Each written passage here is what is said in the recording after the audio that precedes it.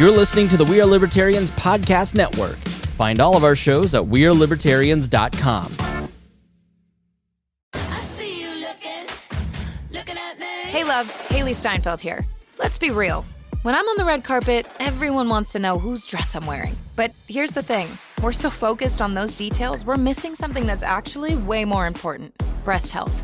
It's wild. Breasts get so much attention, but they're still so ignored when it matters most. Don't know what I'm talking about? Tune in on February 9th and visit yourattentionplease.com. That's yourattentionplease.com. See you then. This episode is brought to you by Abercrombie. There's nothing better than the perfect jean and going out top combo, or an outfit that perfectly matches your plans. Abercrombie's relaxed jean goes with every occasion. Date nights with something lace, or daytime with a cozy sweater. And their barrel jean will surprise you. It's the trend that will become a staple in your wardrobe. Abercrombie denim comes in tons of rises, fits, and washes. Find your perfect pair online or in store. Hey, it's Chris Spangle, the host and founder of We Are Libertarians, and this particular debate was not produced or hosted by We Are Libertarians, Hody, or any of the rest of us here. It was hosted by the Libertarian Party of Kentucky, and they have graciously allowed us to rip the audio for you of their debate and put it up in our feed. And we have some exciting news. There was an issue, and the person that was producing the debates for the Libertarian Party of Kentucky was not able to do it anymore, and so they reached out to We Are Libertarians to help provide some tech support. So on Saturday, May 16th at 8 p.m., We Are Libertarians, the Libertarian Party of Kentucky, the Libertarian Party of Missouri, and Reason Magazine will be co-sponsoring a debate at 8 p.m., and it will be hosted on all of our social medias. So you can go to Reason or We Are Libertarians Facebook page and watch it there. You can watch it on YouTube. I believe it'll be on the LP National YouTube. So we'll see. But you can check all that out on Saturday night. It will be moderated by Matt Welch of Reason. And the candidates participating will be Adam Kokesh, Joe Jorgensen, Justin Amash, Jacob Hornberger, and Judge Jim Gray. We will also be providing tech support and co-sponsoring the debates on Tuesday night. I think it is 7 or 8 p.m. I probably should have looked this up before I did the promo for the vice presidential candidates, and then Wednesday night for the presidential candidates again for a smaller amount as chosen by delegates. So please tune in. We will also put those the audio of those here for you to catch up. But we really appreciate it if you'd go and like those, share those, and get as many people watching as possible. It's a great opportunity for them to see libertarians debate and show off who your choices are. So thank you so much, and we appreciate you tuning into We Are Libertarians, and we appreciate all of our patrons, because without our patrons, when the Libertarian Party of Kentucky and Reason Magazine wanted to co-sponsor a debate, we have the technical ability to do so because of the things that we were able to buy because of our patrons. So thank you so much for that. We are able to take advantage of opportunities because of your patronage, and so we truly do appreciate it. Thank you so much. Enjoy this debate, or, as much as you can when a bunch of libertarians are arguing. All right, good evening. Welcome to the Libertarian Party of Kentucky's presidential debate. We wanted to say thank you to everyone and the candidates for attending tonight. We're just going to go over a couple ground rules. I wanted to address a couple things. I understand that there's been some angst about the invitations. Understand that we've had a couple volunteers put this together. This was the first debate that they've done in terms of putting the debate together. They asked me to moderate fairly late in the day. And I agreed to do that. I hosted the presidential debates, the pre-convention presidential debates in Orlando in 2016, and agreed to do this evening. One of the things that I did want to mention is that there will be some voting that's going to be available, and the voting will allow the top candidates to be invited to an additional debate.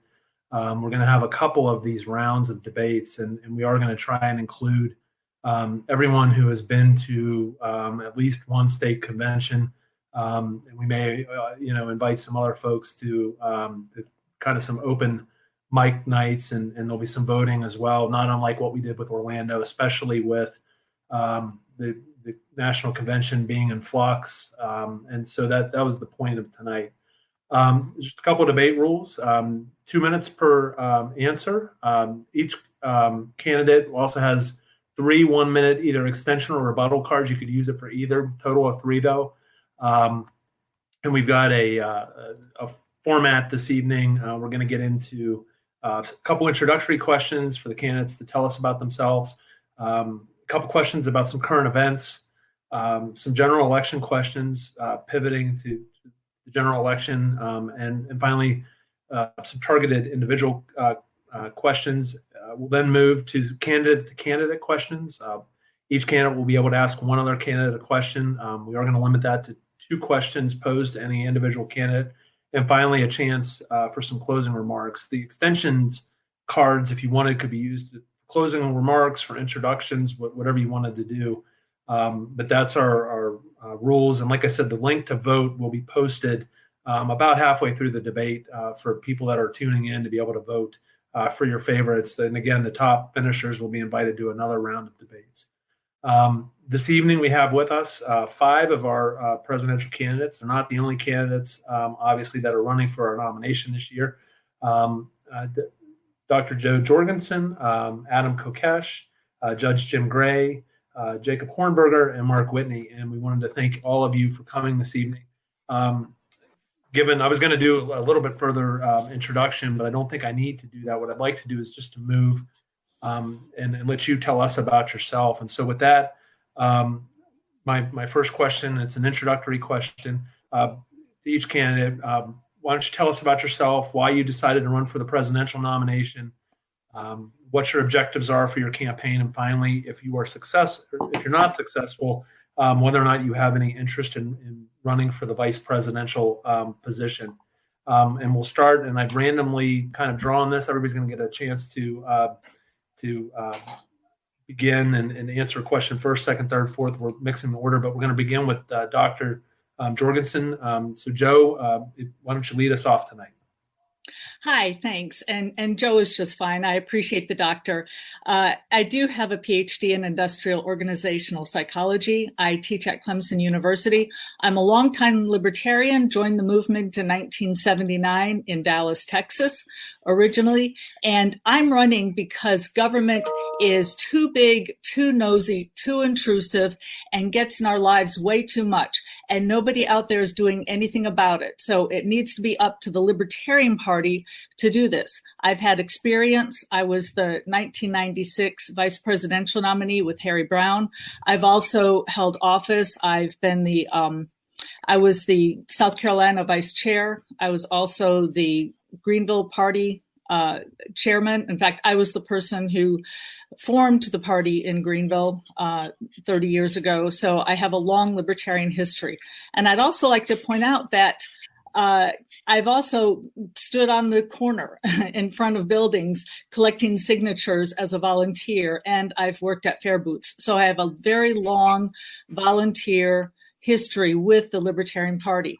And my objective is, of course, to get as many votes as we can, but also to grow the party. When Harry Brown and I were running in 1995 and 1996, we had the largest increase of membership in the Libertarian Party since it was founded and since then. So nobody has broken our record from 1995 to 1996. We doubled the party. That's what I would like to do again by giving a message that is principled, sticks to the platform plank by plank, and yet is presented in a way that appeals to those people out there who are already libertarians and just don't realize it or haven't heard the message in a way how it can help them. Thank you. Thanks, Joe. Adam Kokesh. Hey, thank you so much, sir. All right. Good. All right. Thank you so much for putting this together, Chris and Dan, and for the Libertarian Party of Kentucky for making this happen. It's really awesome that we are persisting in the face of the coronaphobia crisis. You probably know me from my media production, Adam versus the Man, my history of civil disobedience and organizing. And now I am a homesteader and a small business owner here at the Garden of Freedom with what I do with big igloo geodesics, making geodesic dome frames. And I'm running because there's no one else running on the platform and with the message that I'm running on. And I think the future of the Libertarian Party is about principles and localization. I love quoting Larry Sharp here, who says a libertarian is someone who says you can be as liberal or as conservative as you want, as long as you don't force it on anybody else. Well, localization, getting government down to the community level, is the only way that we achieve that in practical policy reality, in a way that unites people beyond ideology. Everybody gets what they want when government is localized, customized, transparent, accountable, and set up based on your values, designed to meet your needs. This is how we take the Libertarian Party from being a debate club to a coalition force that it needs to be to start winning elections. It's also a very specific ethical standard to say we are not going to continue the unjust power of the federal government, because we're going to absolutely localize it in a process that leaves us with 50 independent states and up to 562 sovereign native nations. And as I've said before, to your question about the vice presidency nomination for the LP, I would love to have it. And there are a few candidates who represent a similarly distinct ethical platform that says we're going to throw the ring in the fire. We're not going to put on the ring of power at all.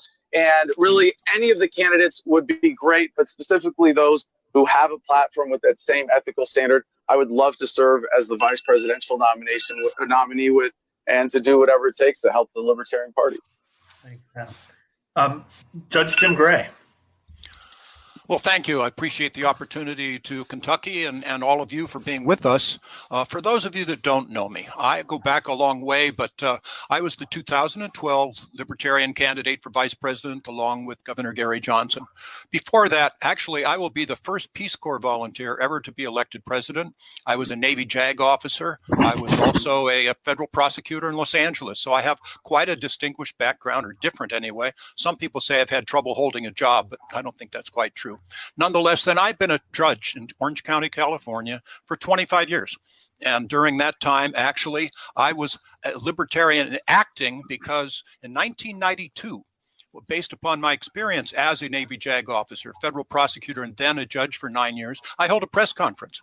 Judges don't do that. And I stated what I seem to believe deeply is our nation's policy of drug prohibition was not working. And I've been speaking actually against that ever since. I put my professional life at risk doing that, but that some things are more important than job security. And that was one of them. Since that time, with the passage of the so-called Patriot Act back in 2002, I could no longer be a part of any group that would condone, much less assist, this direct frontal attack on our civil liberties. And so I still remember the transition. It took me 13 seconds to decide I really am a libertarian. I joined the Libertarian Party, and I will be forevermore. Otherwise, I ran for U.S. Senate here in California against Barbara Boxer back in 2004. One of our founders, David Nolan, actually worked hand in hand with me on that campaign. I have really extensive experience, both from being your 2012 candidate as well as my drug policy with the media. I feel that I have the background and the ability to get our message out to people, to actually show the average American how maybe they should rethink the intrusion of government, the place of government in their lives, and reduce that intrusion, reduce those places. So I think I bring all of this to the table. I vote for Larry Sharp, who ran for governor in New York. He is my running mate. If I get that far, and you support him and run for it, and go to GraySharp2020.com. I think you'll like what you see. We'll do you proud. Thanks, Judge Gray. Mr. Hornberger. Yeah, thank you for including me in this debate. I owe y'all an apology in the Kentucky LP. Sorry I didn't attend your state convention. There was just so many conventions, conflicting dates, that I just couldn't make it. I went to 19 state conventions before the shutdown and absolutely loved it. I mean, I've never seen so much energy and electricity, and this shutdown has just been horrendous, especially in terms of the death and the suffering, but also because of what it's done to this process, of course, to a much lesser extent. I grew up on a farm on the Rio Grande in South Texas, near Laredo, Texas. I got a BA in economics at Virginia Military Institute, got commissioned as an infantry officer in the U.S. Army Reserves, got a law degree at the University of Texas, practiced law for 12 years, was an adjunct professor at the University of Dallas on economics, went to the Foundation for Economic Education and became seminar director, and then founded the Future of Freedom Foundation, whose mission is to present a principled case for libertarianism, and which I should emphasize does not endorse my candidacy. I decided to jump into the political arena because I want to live in a free country. I want everyone to live in a free country, and now I want everyone to live in a healthy country, a prosperous country. These Democrats and Republicans, even before this crisis, have led this country in a very bad direction. And we're seeing the bad direction now with this crisis, with dysfunctional economic systems, dysfunctional healthcare systems, dysfunctional monetary systems headed by the Federal Reserve. We have a chance here in this party to lead America out of this morass. This vote is no longer an esoteric matter. This is a life or death matter. And our principles for the party of principles are the way out of this thing. And that's why I'm seeking your nomination to run a campaign of principle for the party of principle. Thank you, Mr. Hornberger. Mr. Whitney. Give me 1 second. Mr. Whitney? Yeah, can you hear me? Hello? You with me? You good? We're with you. No? Not working. Lima Charlie. I got you, Mark. Okay, we back? Okay. So I was going to say, I worked it's cutting out again? It's cutting in and out. This is great. That's not good. Solid audio for me, Mark. Okay. So here we go. So I'm going to just so I was going to make a little joke, that some people need no introduction. I am not one of those people. My name is Mark Whitney. I'm coming to you from sunny San Diego. And I want to emphasize what a beautiful day it is here today, especially down at the beach. But this political moment that we're in right now, the beaches are closed, but the 7-Elevens are open. And the governor who issued that order that allowed the 7-Elevens to be open and close the beaches is now polling at 83%. The people love it. My point is, this political moment, we're going to need a nominee that can cut through the crap, a nominee that has a professional studio, a nominee that understands how to talk to a camera. You can't nominate somebody that's sitting in their library with a bunch of books behind their head. I think this is the first political presidential debate that has a judge, a criminal defense lawyer, and a defendant in it. That's kind of exciting.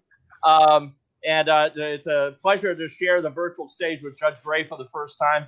We met in California. I am CEO of the Law.net Corporation. I have 20 years of executive experience. I'm the only candidate in this race that is a CEO, has 20 years as an executive.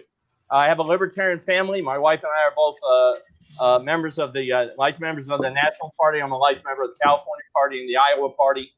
And I'm very transactional in the way I look at this. I don't think there's any time for a lot of philosophy. I think we have to propose solutions. We need to end the war on drugs, trade, and terror, which the American people are with us at a rate of 75%. The federal government has increased its budget 50% in the last 30 days. I think within the next 30 days, they're going to make that 100%. So this is potentially a great time to be a freedom salesman, but only if you pick the right salesman. And I think it should be me. Thank you. Thank you, Mr. Whitney. Our next question, this is the last softball question of the evening, is give us 3 reasons why our delegates should vote for you versus your competition. Mr. Kokesh, you'll go first on this one. Thank you, Chris. Well, there's been a lot of talk about having someone who can get the message out. And I think we should elect someone or nominate someone. I mean, why not nominate someone who's got a proven record in this? Why not nominate someone who's got years of experience getting the message out? Why not nominate someone who's got a proven track record of reaching people outside of our movement with this message? And on the last debate we had online with Mr. Whitney, he pointed out that with $100,000 in the bank, he probably has more than all the other candidates in the debate in terms of money in the bank. But we know that it takes more than money. It takes a message that wins people over. It takes a messenger with a proven track record. And I would put it back to Mr. Whitney. I think I have, if you combine everybody else's social media following, more than everybody else combined. I have the best track record of actually getting this message out there. I've got a book with over 250,000 copies in print. More importantly, in terms of the message, what are we actually presenting? So number 2, I would say, is localization, a message that unifies Americans across the political spectrum, that really embodies that libertarian principle of You can do whatever you want as long as you don't force it on anybody else. Get government down to the community level. It's localized.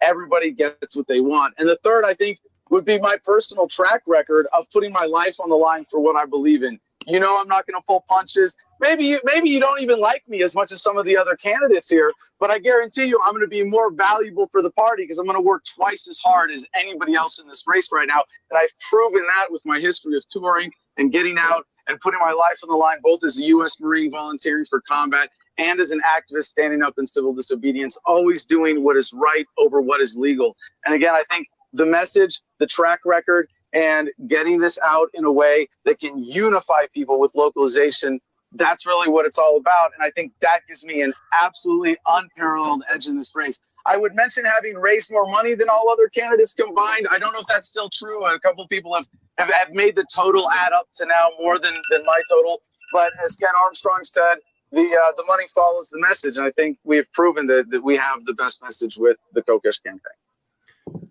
Adam, Judge Gray.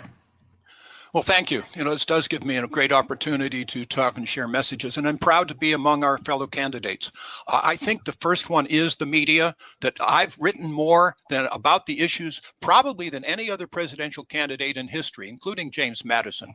I've written 4 books. The last one is called 2 Paragraphs for Liberty, solutions that are practical, effective, responsible, libertarian.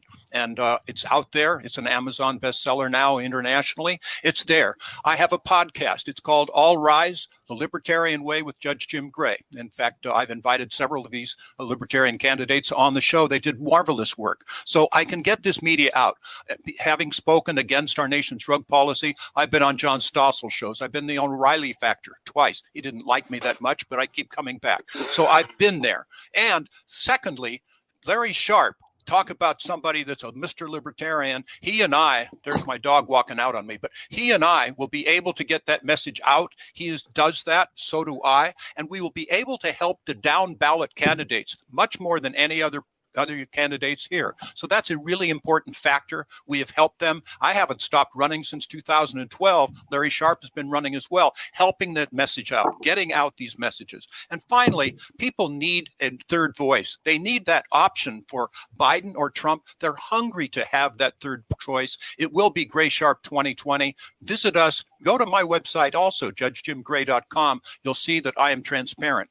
Finally, I've written a musical. It's called Convention, The Birth of America, about the Constitutional Convention, how important it is. And I actually, at the Mississippi LP Convention and California, actually sang the encore, which is basically you are the we. It's George Washington looking at the audience now in 2020 saying, okay, we've given this Constitution to you. Now it's up to you. It's yours. Carry it forward, carry it on, protect and defend it, keeping it strong. I won't inflict a song on you right now, maybe sometime later, but I believe I can help us party and help our country. Thanks, Judge Gray. Mr. Hornberger. Ever since I joined the party in the early 1990s, I served on the platform committee for 3 terms. I have believed that the greatest asset of this party are our principles. I get the feeling sometimes that there's some people in the party who believe some of our principles are liabilities and albatross. I have never believed that. And I think this unique role we have in this party, the party of principle, is just the greatest asset we have. Right now in this crisis, the world is crying out for leadership, and we can lead America out of this morass by adhering to principle. And that means just rejecting all this hash of conservatism and republicanism and and libertarianism and progressivism, and run a campaign of pure principles, being who we are, fighting as who we are, not as Republican lights, not as Democrat lights, fighting as libertarians, being true to ourselves. That's number one. Number 2, principles, our philosophy is practical because it's the only practical solution to all the crises that are facing America: the healthcare crisis, the economic crisis, the immigration crisis, the education crisis, this crisis we're going through today. Libertarianism is the way out.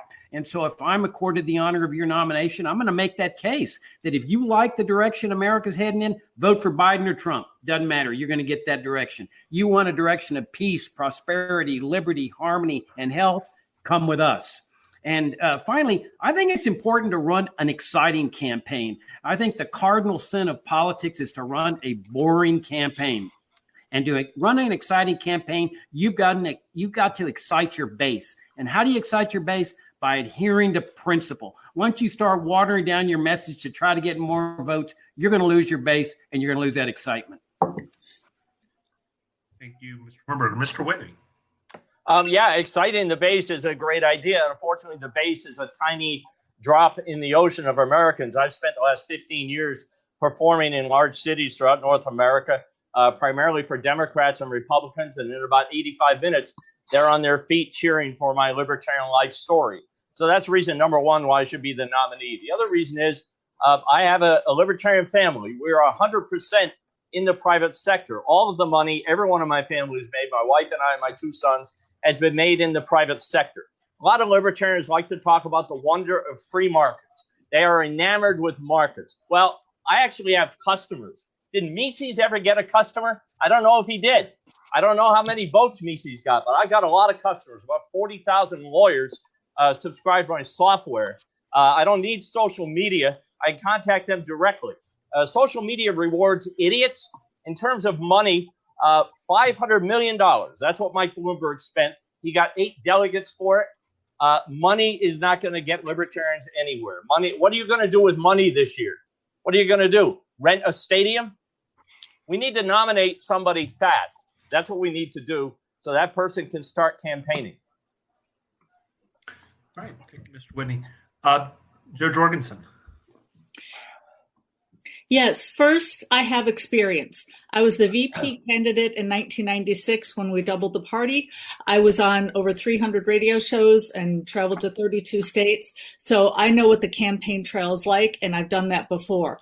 Secondly, I can present the message, keeping to our principles in a way that other people will want to flock to the Libertarian Party. When I joined the Libertarian Party, when I joined the movement in 1979, I was just so excited about the Libertarian Party, and I started talking about freedom and liberty with passion, and isn't this great?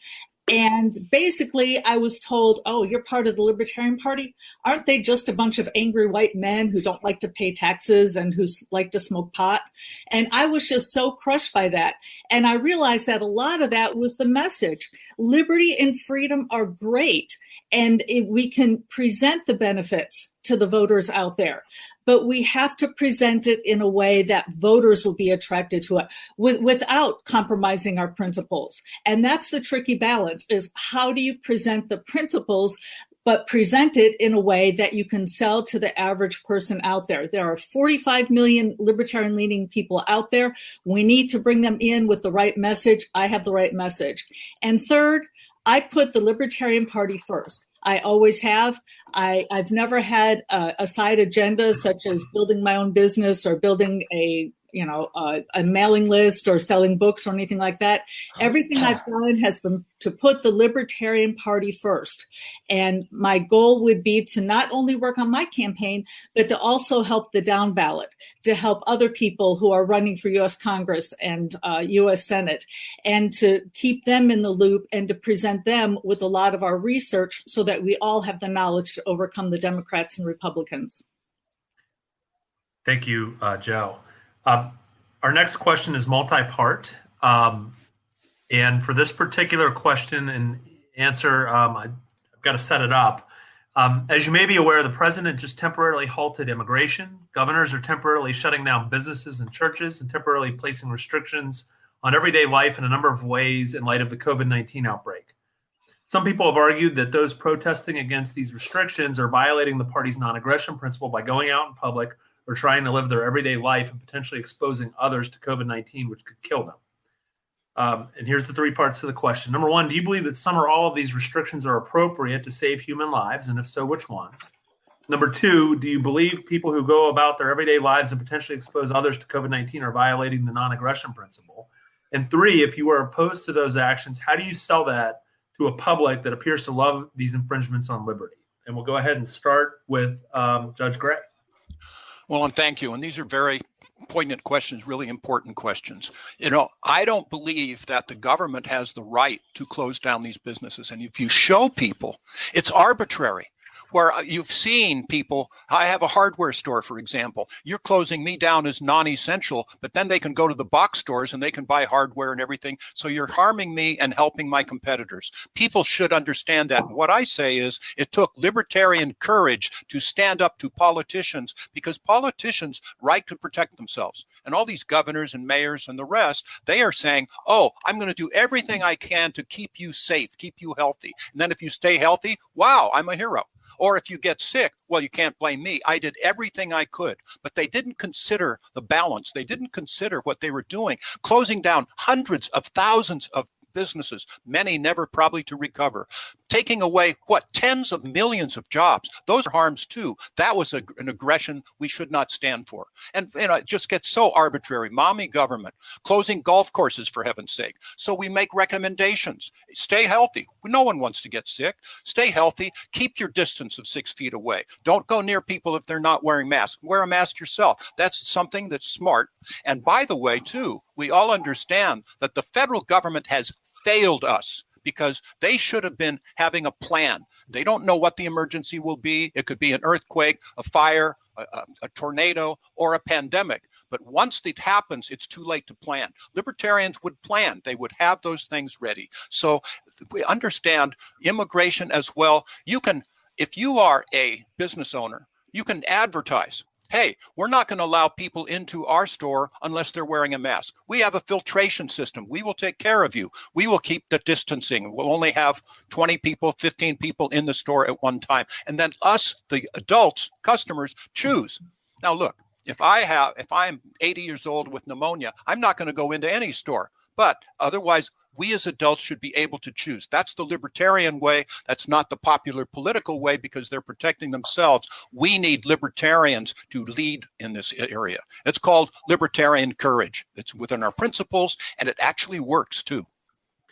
Thank you. And I guess I should mention on this one, I have been allowing an extra minute, 3 minutes, because of the compound question. Mr. Hornberger. I couldn't disagree with Judge Gray more. You've got a dysfunctional healthcare system today. You've had it in existence for more than 30 years. It's based on central planning, which is a socialist construct.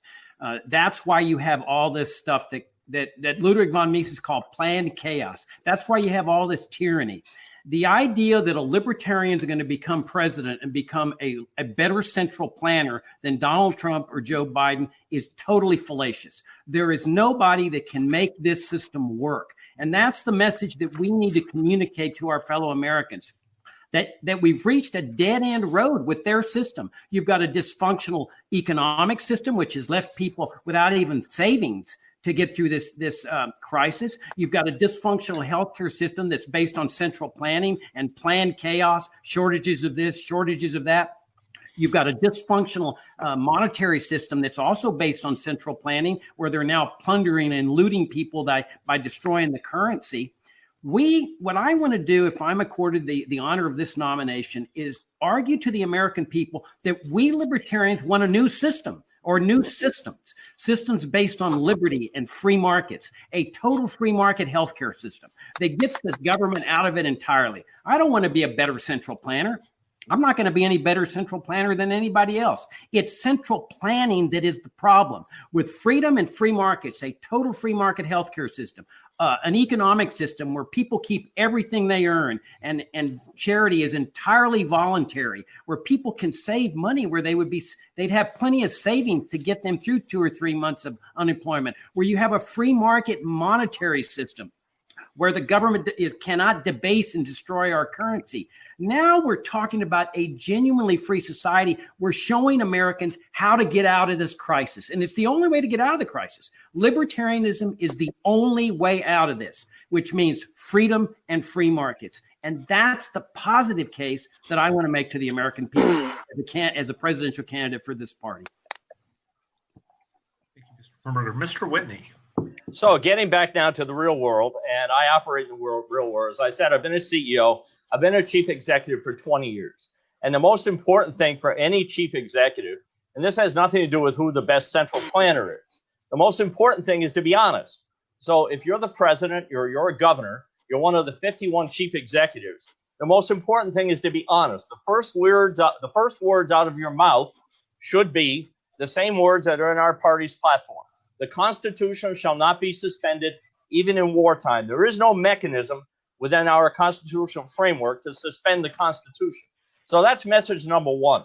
The other part, message number two, the other part of the real world is, in the real world, citizens look to government to see what the government has to say. So if I was in the position of being behind a real presidential podium instead of the one I've constructed here, I would say, look, I have access as president. I don't have the authority to close things down, but we've been talking to some people here that are scientists and doctors. I got a doctor here who's going to come up and tell you a story about he just got his will together and his estate papers together. And he cries every night when he goes home, and he strips down in the basement, takes a shower before he hugs his children. So in the real world, I find that pretty persuasive. So we have a virus that's affecting the entire globe that is a hell of a lot more contagious than it is deadly. There's a lot of things that we don't know, but I think there is a role for the chief executives in our government to provide people with guidelines.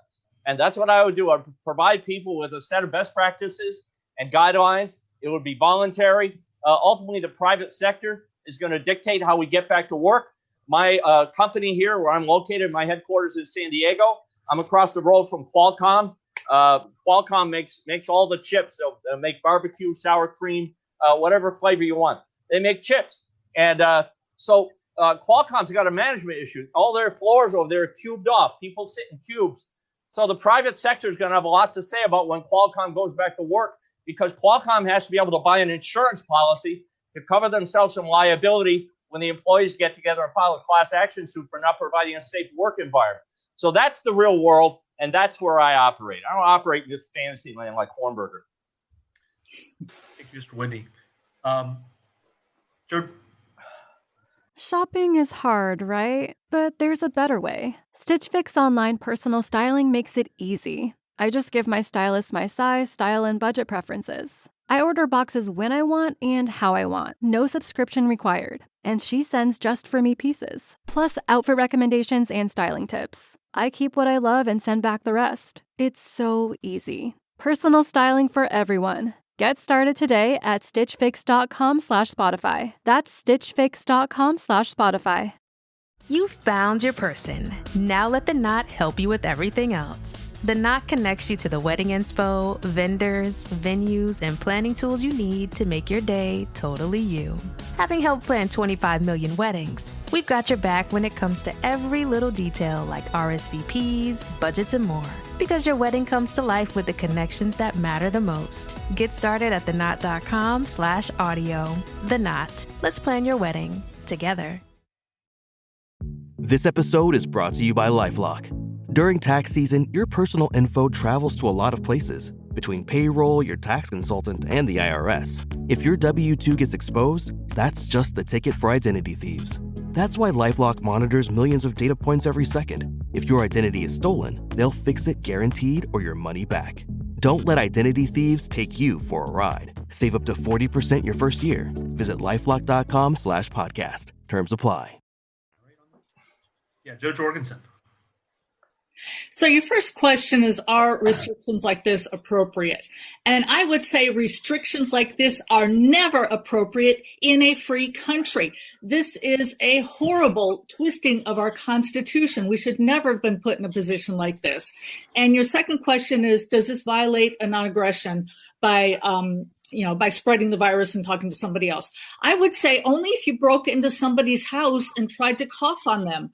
People, in a free market, people are more than welcome to stay home. And there are a lot of people who are, in a reduced capacity whose immune system is down. My mother, for instance, I encouraged my mother to stay home and to stop going out to restaurants long before the government told her to. So she was free to do that, and she's got neighbors who help her out. Our country is wonderful when it comes to the free market and helping one another. And that's what my mom is getting right now. A lot of people are bringing her groceries, and she's doing just fine. Now, unless somebody breaks into her house, she can remain safe. The third question was, and I believe you used the word sell. How would we sell that to the people?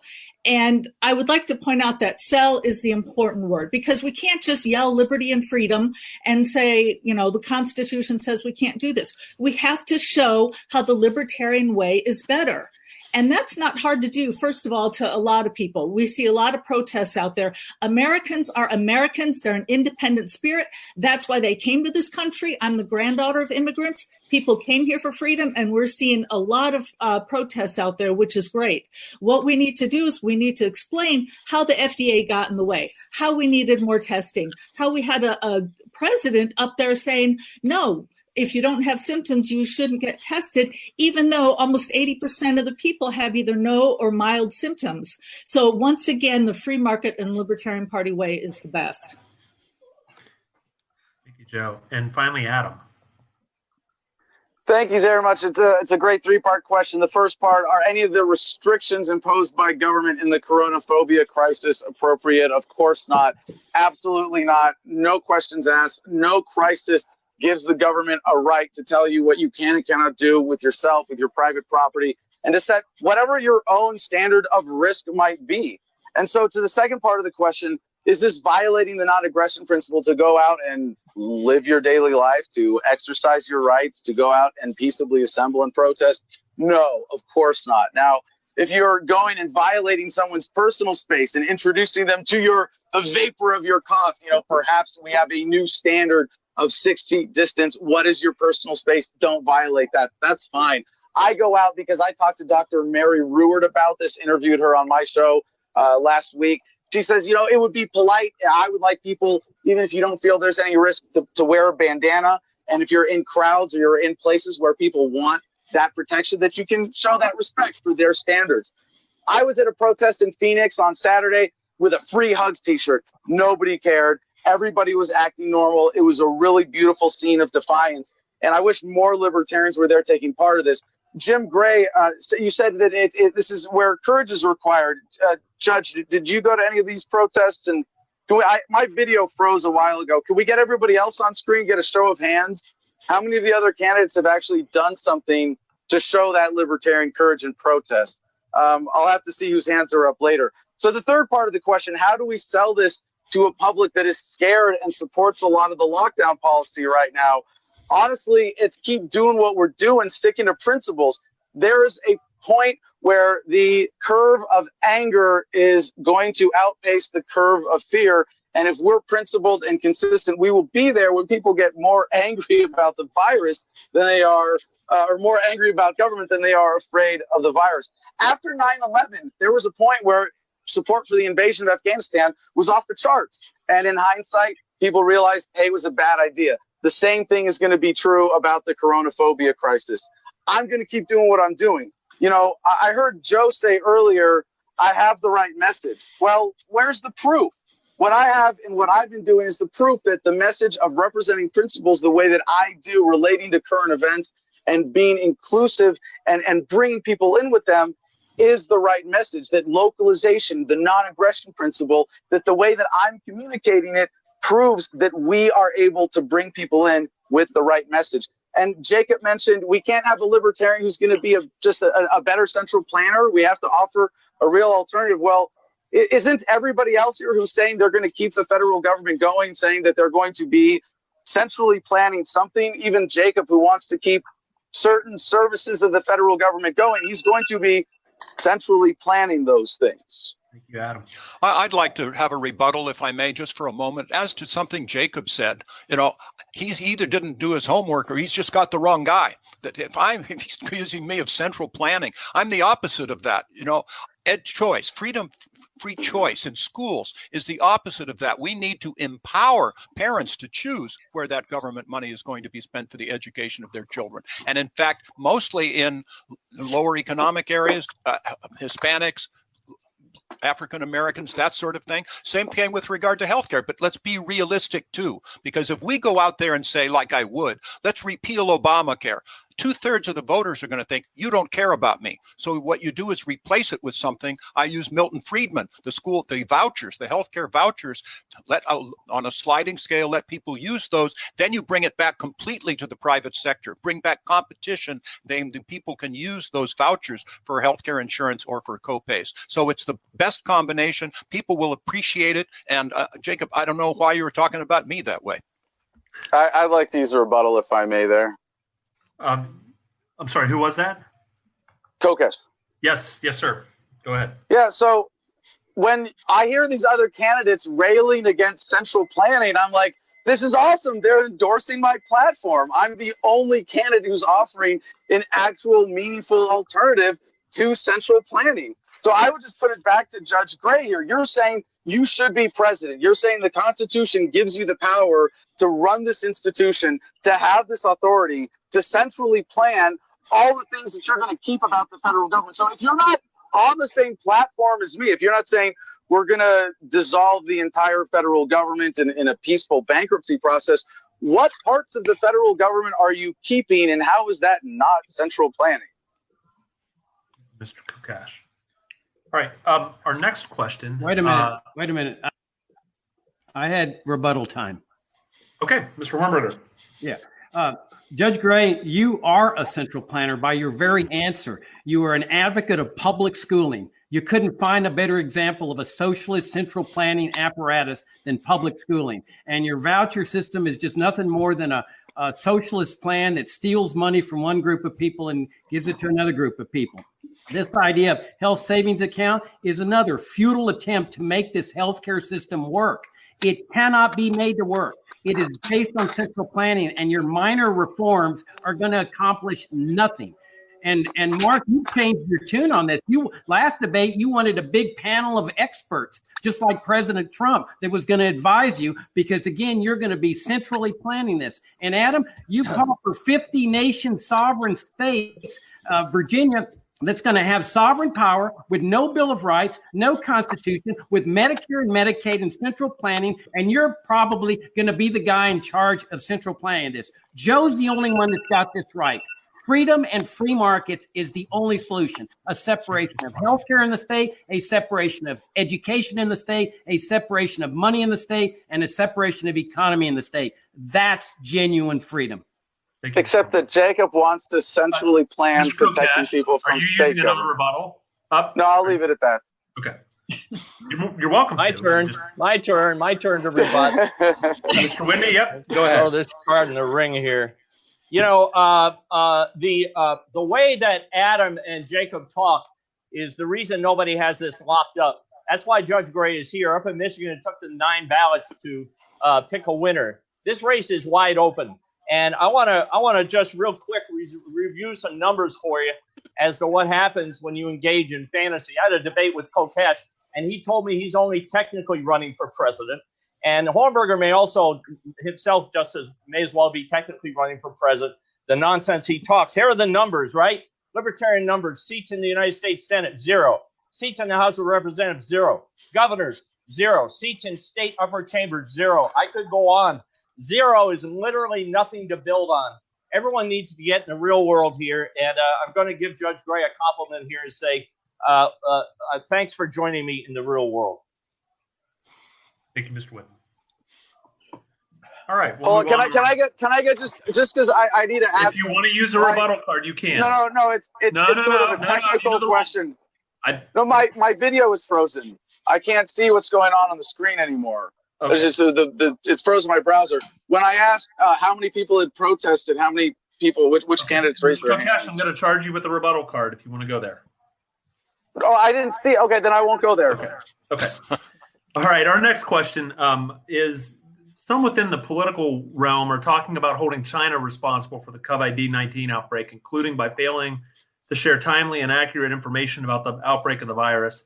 These measures may include financial sanctions and embargoes. Do you believe these calls for action against China are appropriate? Should they be held accountable? And if so, how? And we will begin this one with Mr. Hornberger. Absolutely not. What this administration is doing, the Trump administration, along with the complicity of the Democrats, is absolutely horrendous. Remember, before this even crisis started, President Trump started a unilateral trade war with China, where he bankrupted American farmers, and then he uses the money from tariffs that he raises unilaterally without even congressional approval in the finest dictatorial fashion to establish a welfare plan for farmers. That then they impose sanctions on the people of Iran that are leading the Middle East in terms of this virus and the death toll and the infection. I mean, this is it's what Hannah Arendt called the banality of evil, where good people are doing evil in the name of doing good. Sanctions against North Korea, sanctions against China. I mean, we're all citizens of the world. We're all in this together, combating this illness. And for the U.S. government to maintain this brutality of sanctions and trade wars is just absolutely the height of immorality. It's the height of destructiveness. It's something that if I were elected president, I would unilaterally immediately cancel every single sanction and embargo that's been imposed by executive order. And then I'd go to Congress and say, lift the embargo on Cuba and lift all other sanctions and embargoes that have been established by law. These embargoes and sanctions target innocent people for the purpose of achieving a political goal. That's no different from terrorism, and this country should not be involved in that kind of process. Hornberger. Mr. Whitney. Yeah, the Democrats and Republicans are owned by the risk management industrial complex, and that's why we hear all this Cold War talk with China. I'm not just the only candidate running for president in any party, but I'm the only citizen to have sued a president to end the participation of U.S. armed forces in a foreign civil war. 2011, I sued Barack Obama when he unilaterally started dropping bombs on the nation of Libya. And so whenever there is a way to twist a crisis around to blame a country that is not populated by white people, you can depend on the Democrats and Republicans to do that, right? It doesn't matter whether they are from China or Japan, or whether or not it's some Muslim country. You are at risk whenever the United States finds itself in a crisis. You can look forward to some bombs being dropped. As president, the only time I would use a bomb is to intercept missiles that were heading toward Cleveland or some other city. Otherwise, the U.S. military-industrial complex would not be used. You do not bomb countries that have not attacked you. You don't talk shit about countries just because you make a living doing it, which is what these Democrats and Republicans and their corporate owners do. They've been doing it for the last 20 years. They've got Americans hysterical. 75% of Americans right now can't sleep at night. And when I'm president, everyone's going to go to sleep. Joe Jorgensen. Yeah. So should we hold China responsible? Anytime somebody does something negligent or even on purpose, yes, I think that there is a reason to go after somebody to make them pay for it, because if you don't, then they just might do it again. Now, I don't know, somebody else mentioned sanctions and embargoes. I don't know what that has to do with it. I would want to go to the lab and ask them to be held accountable and not we got to keep the countries separate from the citizens of the country. And of course, we don't want to penalize the citizens. Of course, we don't want to stop free trade, but I don't see why the lab shouldn't pay for their mistake when they did this. And apparently, and let me say, I'm not going to suggest we sue them today because we still have to find out exactly what happened. Of course, you don't go out and make baseless allegations, but that's where it's headed. And if that's what it looks like happened, then I don't see any problem with asking them to be held accountable. And keep in mind, that's one way that the free market works, is it holds people accountable. If you do something wrong, then you get punished either by the free market or through the courts or something else. So no problem with the courts doing it. What I would like to bring up, though, is the World Health Organization. And I'm glad that President Trump stopped payments there. My only complaint is he didn't stop it his first day in office. If I were president, I would completely get out of the World Health Organization. Once again, as with everything else that we find that we're part of internationally, is we end up footing the bill for all the other rich countries and some poor ones too, and then we get the brunt of it. The World Health Organization has done nothing to help us, and anytime you add a bureaucracy, it just makes things worse. So we need to be a free and independent country and have our own healthcare system and not be part of some World Health Organization. All right, Mr. Kokesh. So I'm grateful that I get to go after Jacob on this question, because he did a really good job answering that question from libertarian principles, and I'm generally on board with what he's talking about when it comes to free trade. And there's no excuse for government to interfere. And Trump starting this trade war before coronavirus, even became a thing. Yeah, that was already criminal because it's interfering with the right of individuals to trade without government interference.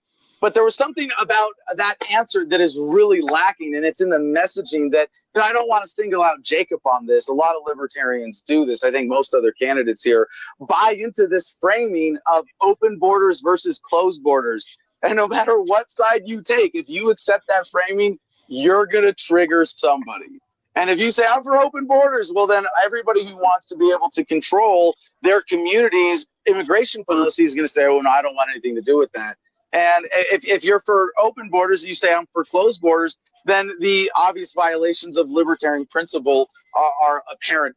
The answer is private property borders. And you can get this at the community level, have communities setting their own immigration policy. If you want to have a community where you disassociate from people of a different type, you have that right. If you want to live in a sanctuary city, you have that right. And a better framing of this question is, what's a legitimate border? Should we have private property borders, community borders, or government borders where you can't trust the government to control immigration anyway? And reframing it this way is way more inclusive. Thank you, Adam. And Judge Gray. There we go. Yes, and thank you.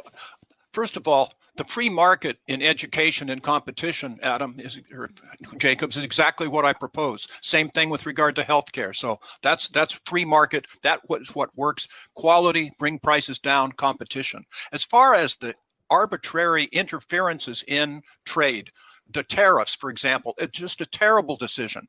And by the way, if you get all of the people involved, we had the tariffs on China. So then the Trump administration gives recompense to the corn farmers. It so happens that Iowa is a bunch of corn farmers and they're the first presidential caucus. Do you think there's a connection? But they didn't do that for the wheat farmers. You go back to these bailout, the $2.2 trillion, what a mistake. And maybe you didn't see this, but the Kennedy Center received something on the order of $15 million as compensation. Somebody asked why. Well, why? Well, because they were closed down and they were hurt. Yes, but what about all the other theaters in the country? You see, it's arbitrary. The government involving these things is simply a mistake, and people will understand that as well they should. We were mentioning Cuba. I was in Cuba, and we're the only tough guys on the block that are still maintaining this embargo. It's hurting the people. It's not hurting the government. In fact, we, by the embargo, probably kept Fidel Castro in office for extra time,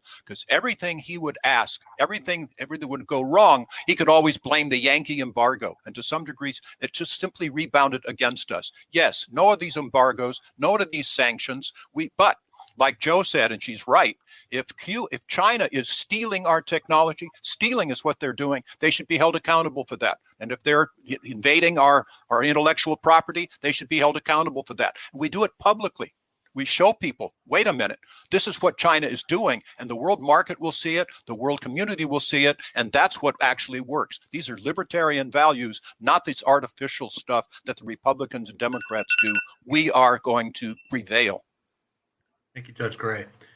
We're going to pivot at this point in our debate to some general election questions. And for these questions, assume that you've received and won the nomination. I'd like to use one of my 1 minute. Yes, sir. Yep. Jim, I just can't let you get away with this. I mean, on education, you are a proponent of public schooling, compulsory attendance laws, school taxes, forcing parents to send their kids to this government institution. Your running mate, Larry Sharp, wrote a 3,000 word white paper. It's on his website, showing how public schooling can be made to work from a libertarian perspective. This is a socialist institution. The only free market approach to education is repeal compulsory attendance laws, get rid of the school taxes, and get the state entirely out of education. When you say vouchers or choice or freedom, this is all nonsense. Vouchers, you're stealing money from one group of people in order to fund the educational decisions of another group of people, and you're trying to make your public school system work. Will you right now tonight call for a total separation of school and state and the end of all government involvement in education at the state, local, and federal level? Am I allowed to respond to that? If you'd like to use a rebuttal card, you may, or you can wait, and we've got another question. I'll respond later. It just doesn't need that much of a response. Okay. Our next question, again, is dealing with the general election questions. These questions, again, assume that you've received and won the nomination and are couched that way. Candidates, particularly libertarian candidates, run for a variety of reasons, running from putting out a message to ballot access to obtaining federal matching funds to growing the party. And some candidates run because they believe they can actually win. Some candidates run to do several of those things. For you, which of these things is your candidacy about, and how do you plan to actually accomplish those objectives? And we'll start with Mr. Whitney. So things have changed. Everything was going great out there on the campaign trail until the virus took away the trail. So now if you're running for president, you check your Facebook page and you do things like this. So things have changed a lot, which puts a premium on somebody like me, who can cut through the crap and get attention. This little act that the two lawyers are putting on here, Judge Gray and Attorney Hornberger, you know what? It looks like a bad impression of Democrats or Republicans. And you know what people are going to see when they hear that crap? They're going to go to sleep. The national media is going to look at that and they're going to go to sleep. And the nominee will be a non-event, right? Judge Gray has stature. Attorney Hornberger's got a little stature. You know what stature is in this market running for president? Zero. A lot of people are excited about Justin Amash because he's got stature. Zero. Stature doesn't matter. What matters is story. I'm the guy with a story. I'm a better lawyer than either one of the two lawyers in this debate. Way better. I beat the biggest law firm in the world, 40,000 lawyers as a high school graduate. I beat them 3 times like a rented mule. I talked IRS down from $1 million to $20,000. I'll be a human battering ram going at Donald Trump and going at Joe Biden, who's working out of his basement, just like Jim Gray and Attorney Hornberger. So, let's get our act together. Let's light it up, and let's stop doing bad impressions of Democrats and Republicans like these two clowns are doing. Okay. Joe Jorgensen. Oh, I'm sorry. Let me get my timer started. Okay. So the Libertarian Party is a political party. We're not a debating society. We're not a philosophy club. Our goal is to get out there and get votes. So yes, votes are important. And even if we don't look like we're going to win, we need to still act as though we are going to win and what we could do when we win the presidency. And I'd like to quote Ed Clark, who was the 1980 presidential candidate and the first Libertarian presidential candidate that I voted for. Somebody asked him, is it really possible for you to win and become president? And he said, if I could sit around the kitchen table of every American home here and explain libertarianism to each family, I would win overwhelmingly. And I believe that's true. And that's the tact we have to take. Now, we can't just go after votes. And unfortunately, we've had campaigns in which candidates weren't interested in the party so much, but they were more interested in the votes. We have to be interested in membership. And as I mentioned before, I helped double the party membership back in 1995, 1996. And membership would be a top goal, because what good does it do to get a bunch of votes and then have everybody who voted for us just leave and not help the movement? We're not going to all get into office all at once. We need to work on every level of campaign. The presidential candidate is a very important candidate because this is the person who kind of represents the party who people go to be interviewed during the campaign. And that candidate needs to help the down ballot, help everybody down, U.S. Senate, U.S. Congress, as well as governor and right on down to mayor. We need presidential candidates at at all levels. We need donors to help them. We need supporters. We need people ringing doorbells for them. The only way to do that is to grow the party. So I think that growing the party is every bit as important as votes. Joe. Next, Adam. Well, I'm surprised I haven't heard anybody say that we are running for nothing more and nothing less than a world set free in our lifetimes. I am running to win. I'm the only candidate with a practical platform, with a solution as big as the problem, ready to be applied on day one. Now, I understand that it would take a black swan kind of event, which we might be in the middle of right now, in order for a libertarian to win the presidency in 2020. But we still have to be running to win and ready to win if we want to achieve a world set free in our lifetime and use the Libertarian Party as the vehicle of achieving that and building to that. A more realistic goal for the Libertarian Party for 2020 that sets us up for a victory in 2024 is to have a breakout year for the party. And we have been trying to do this for far too long and failing with the old strategy, banging our head against the wall, expecting different results. And we have to dig deeper in our principles and offer people the unifying message that can bring Americans together from all across the political spectrum and say, look, localization, it's the everybody gets what they want strategy. This is, covered in my book, which I'm going to mention because it came up as some of the candidates are here to sell books. My book's available for free. I know Joe Jorgensen made that accusation. Joe, I highly recommend you read my book. It's free in every digital format. I'm giving it away, and it's a way to get principled messaging that is proven to work. It's proven in everything that I've done. This is what works. And speaking of which, I want to give a shout out to Mike Heiss, who just joined the live stream. I got to see his comments since I got my video back. Mike behind the Mises Caucus and bringing so many people into the Libertarian Party who used to work for me with Adam versus the Man. He knows what works. He's a great messenger, and it's exciting to have people like him who understand what we're talking about when we say we need to present something that is fundamentally radical and dismantling the current system as a real alternative. Judge Gray. Thank you. Adam, I've read your book. You gave me your freedom book, and thank you for it. It was very well done. Good for you. And with regard to the idea of brick through a window, radicalism. I was recently on Pat Ford's show podcast, and he was saying, I'm going to close down all public schools. And I said, you know something? I understand the idea, and I'm not unsympathetic with it, but you're going to scare people. 10 years from now, you're going to be a purist, but you're going to still be in this worse shape than you are today. What I would rather do is have school choice, have some charter schools, have some vocational schools, have some private schools, religious, vocational, military, whatever. And then 10 years from now, people say, wow, hey, that really works. I want to go to there too. We have competition, Jacob. We have competition in the school district, and that will bring excellence. So it is free market. Yes, we're going to pare these things back, and if the public schools end up doing a better job, terrific. So what is my strategy? I can tell you very directly.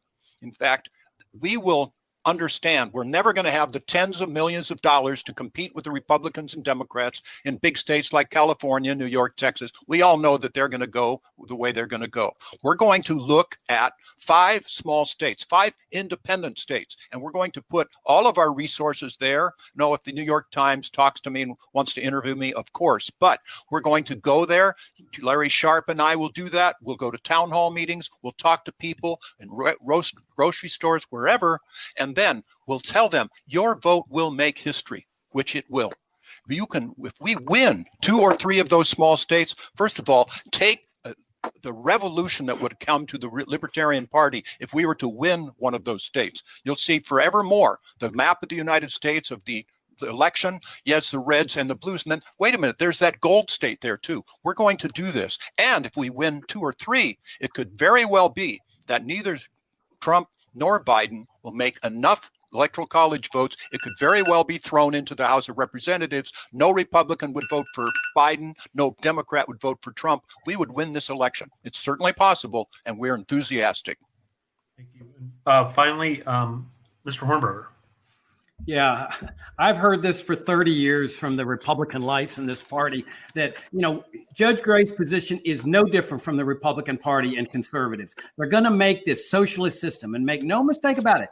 Public schooling is a socialist system. It's found in Cuba, North Korea, and here in the United States. And he purports to make it free enterprise by calling it choice. It's nothing of the sort. And there's no way for him to reconcile his Republican-like position with the libertarian non-aggression principle. The only principle that is consistent with libertarianism is freedom and free markets, the separation of school and state. And what's interesting, on his website, he favors separation of church and state, but he loses faith in freedom when it comes to education. One can imagine Mark Whitney over there in 1787 or so, when people were coming up with the Bill of Rights, and him saying, oh, we don't want to deal with these stupid ideals and principles, due process of law and freedom of speech. Just make me the president because I know everything and you can trust me with political power. Our principles and our ideals are our greatest asset in this party. And people will respond to those principles and ideals if we present them correctly. That's what we need to do to get out of this. I have no interest in running an educational campaign. I want a campaign that's going to win, that's going to go after Trump, that's going to go after Biden. I have no pretensions about what our odds are, maybe 0.5% or something. But you get in there and you fight to win, but you fight to win with your principles, our principles. Those are our weapons, principles, ideals, sound ideas on liberty. The Democrats and Republicans have the money. They have the power. They can keep us off the ballot in several states. But we have what they don't have. We have our principles in this party of principle. We have our ideals, and we have sound ideas on liberty. I'll take those into battle any day of the week. Mr. Hornberger. Our next question. I'm holding up a card over here. Yeah. So here's the deal, Jacob. We don't live in 1787 America. We live in 1865 America. We live in 14th Amendment America. That's the America I operate in. And, one of the things I noticed while Judge Gray is answering the question, he's talking about the town halls he's going to be going to. Nobody's going to town halls this year. Okay, I want you to look at me right now. Who's the best in this thing at talking to a camera right now? I talk to a camera better than anybody on the planet. Nobody talks to a camera better than me. Judge Gray hasn't looked into the camera once this entire debate. You can't nominate a guy who can't find a camera. Jesus. This should be over. Let's just go. Let's just do this, okay? Holy shit. Find the camera, Your Honor. Mr. Whitney. God damn. Yeah, what? All right. Mr. Kokesh. Yeah, I want to actually have a small rebuttal here and respond to one of the comments that I've been seeing on the screen here. First, Judge Jim Gray said, you can't be radical or extreme. I forget the exact wording, but I think when we use the word radical, we need to actually use the word properly. And the definition of radical is striking at the root of the problem. So I think of Henry David Thoreau, who said, for every 1,000 striking at the branches of evil, there is one striking at the root. And my platform is the only one that does that. But it was Zane Wallman in the comments who said he's an undecided libertarian voter, and he wants to know if he can be convinced by which of the candidates lives libertarianism. I think I've got that one hands down. The day I was nominated, or the day we announced this campaign, I got arrested. I ended up facing 4 felonies, beat all of them in Texas. I live off grid. I'm building my own homestead. I do all my business under the table. I represent this more than anybody else in this debate right now. Having lived this, you can look at my public record. You can even read my corrupted spam Wikipedia page. Hands down, I know I'm the only one here who's really been living these principles. Thank you, Mr. Kokesh. Our next question, we're going to go ahead. It's another general election related question. In modern elections, success in federal elections are expensive affairs, and the money, as the Supreme Court has said in its speech, with funds used to flood the airways, fund a campaign, fund campaign staff, spread the message, fund social media campaigns. Donald Trump has raised $245 million. Joe Biden has raised $134 million. The purest libertarian message is only as good as the ability to spread it. In 2016, Johnson Weld raised a record $12 million in their campaign. They raised more than $1 million before the nomination in Orlando and used that money to receive record votes for the party.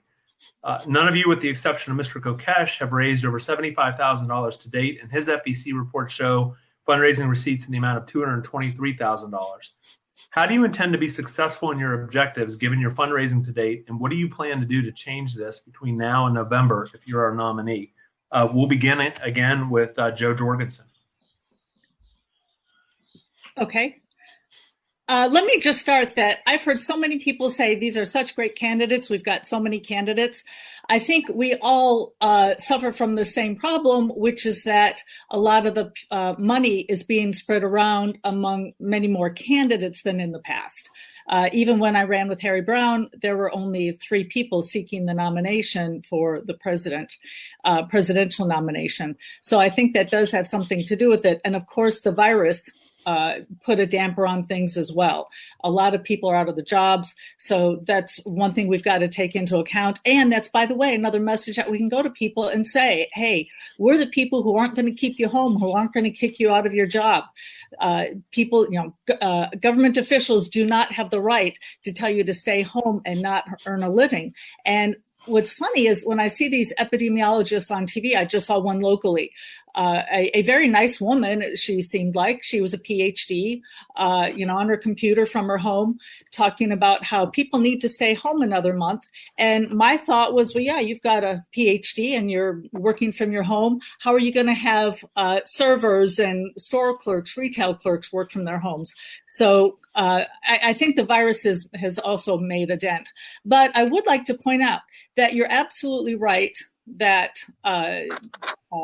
Gary Johnson raised more money than anybody and in the history, and he was a fine candidate.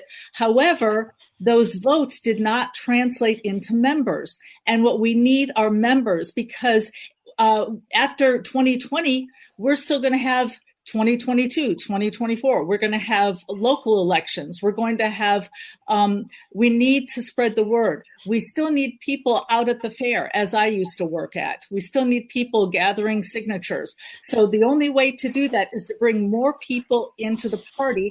And we need to get votes, but we have to focus on membership. Thank you, Joe. Mr. Kokesh. Well, I think you already answered the question for me, Chris. I appreciate that note. I don't have to repeat my own numbers on the FEC reports. But yeah, it's the money follows the message. I'll quote Ken Armstrong again, another one of the great candidates. And if you have a message that resonates with people outside of the party, you're going to get money from outside of the party. You're going to bring in more resources to the party. That's what we've been doing with this campaign the whole time.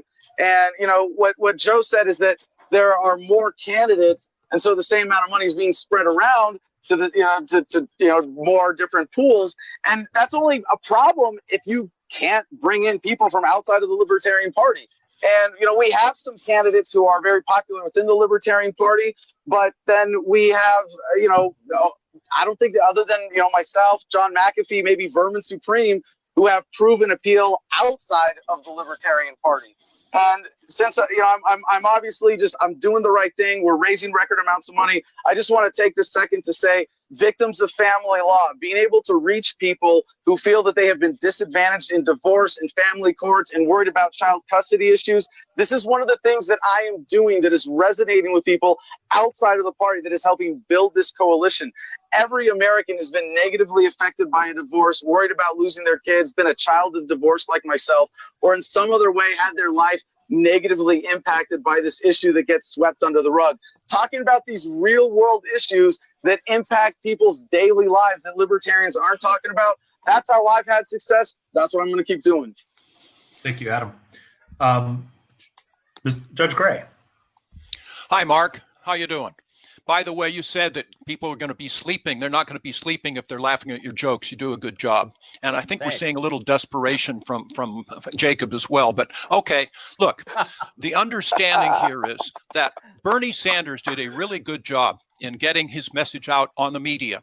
And I have numbers of people. As you probably know, I only filed last Friday, and I took over from Governor Chafee, his staff. We have numbers and numbers of people in the social media. Then just donate $10, $20, $15, $20, $35, whatever, and we're going to get a fair amount of money. But we're not going to spend it in the high media markets. That's really crazy. California, New York, I've already mentioned that. These are things that we really can do. So yes, money is speech. You can't get away from it. But Arianna Huffington, actually, after I ran for Senate in 2004 as a Libertarian, said we really, almost semi-tongue-in-cheek, we really should give the election to the candidate that raises the most money and do away with the elections. And to some degree, maybe that's happened. But people are fed up with this polarization. They need a third voice. They need someone that they can go and believe in, someone that's been there. And I have started programs. I've been successful. I work well with people. I actually, as a judge, settled the first Catholic priest child sexual molestation case in the country. I can listen to people. I'm trained as a judge to listen, to gather accurate information, to make a decision and explain it. I will be able to do this on our behalf because when it comes down to it, we don't need all these slogans. What we talk about works, and people will understand that even without their tens of millions of dollars. I think I can do that well. Larry Sharp is doing it well and will continue to. And the down ballot candidates we've been working for a very long time. We'll continue to do that, Joe. I know you have too. We'll do this together. We must get this party rolling. Now is the best time in my lifetime, and I'm going to be up to the job. Thanks, Judge Gray. Mr. Hornberger.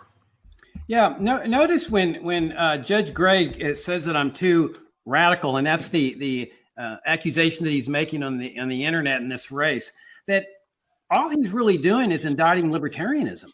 I mean, because that's what I stand for. He's not suggesting that I stand for something different from libertarianism. He's saying libertarianism is a bad philosophy. It's too radical philosophy. And notice his focus is on votes.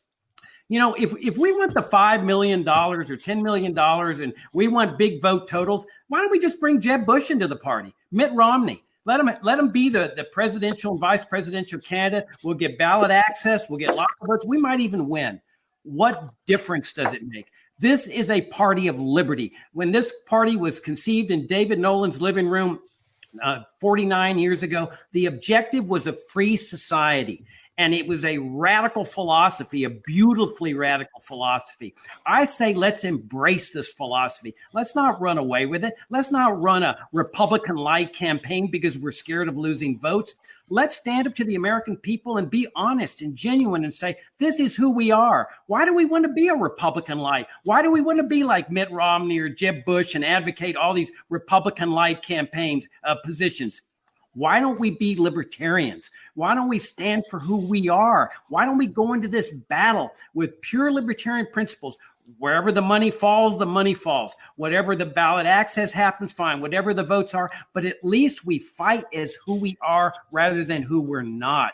And we may go down. There's no question about it. We could play it safe with Judge Gray as the nominee. I mean, that's playing it safe. We get our 3 or 4%, maybe even 5%, and everybody's excited. This party's been here for 49 years, and we're excited about a 3 or 4% return.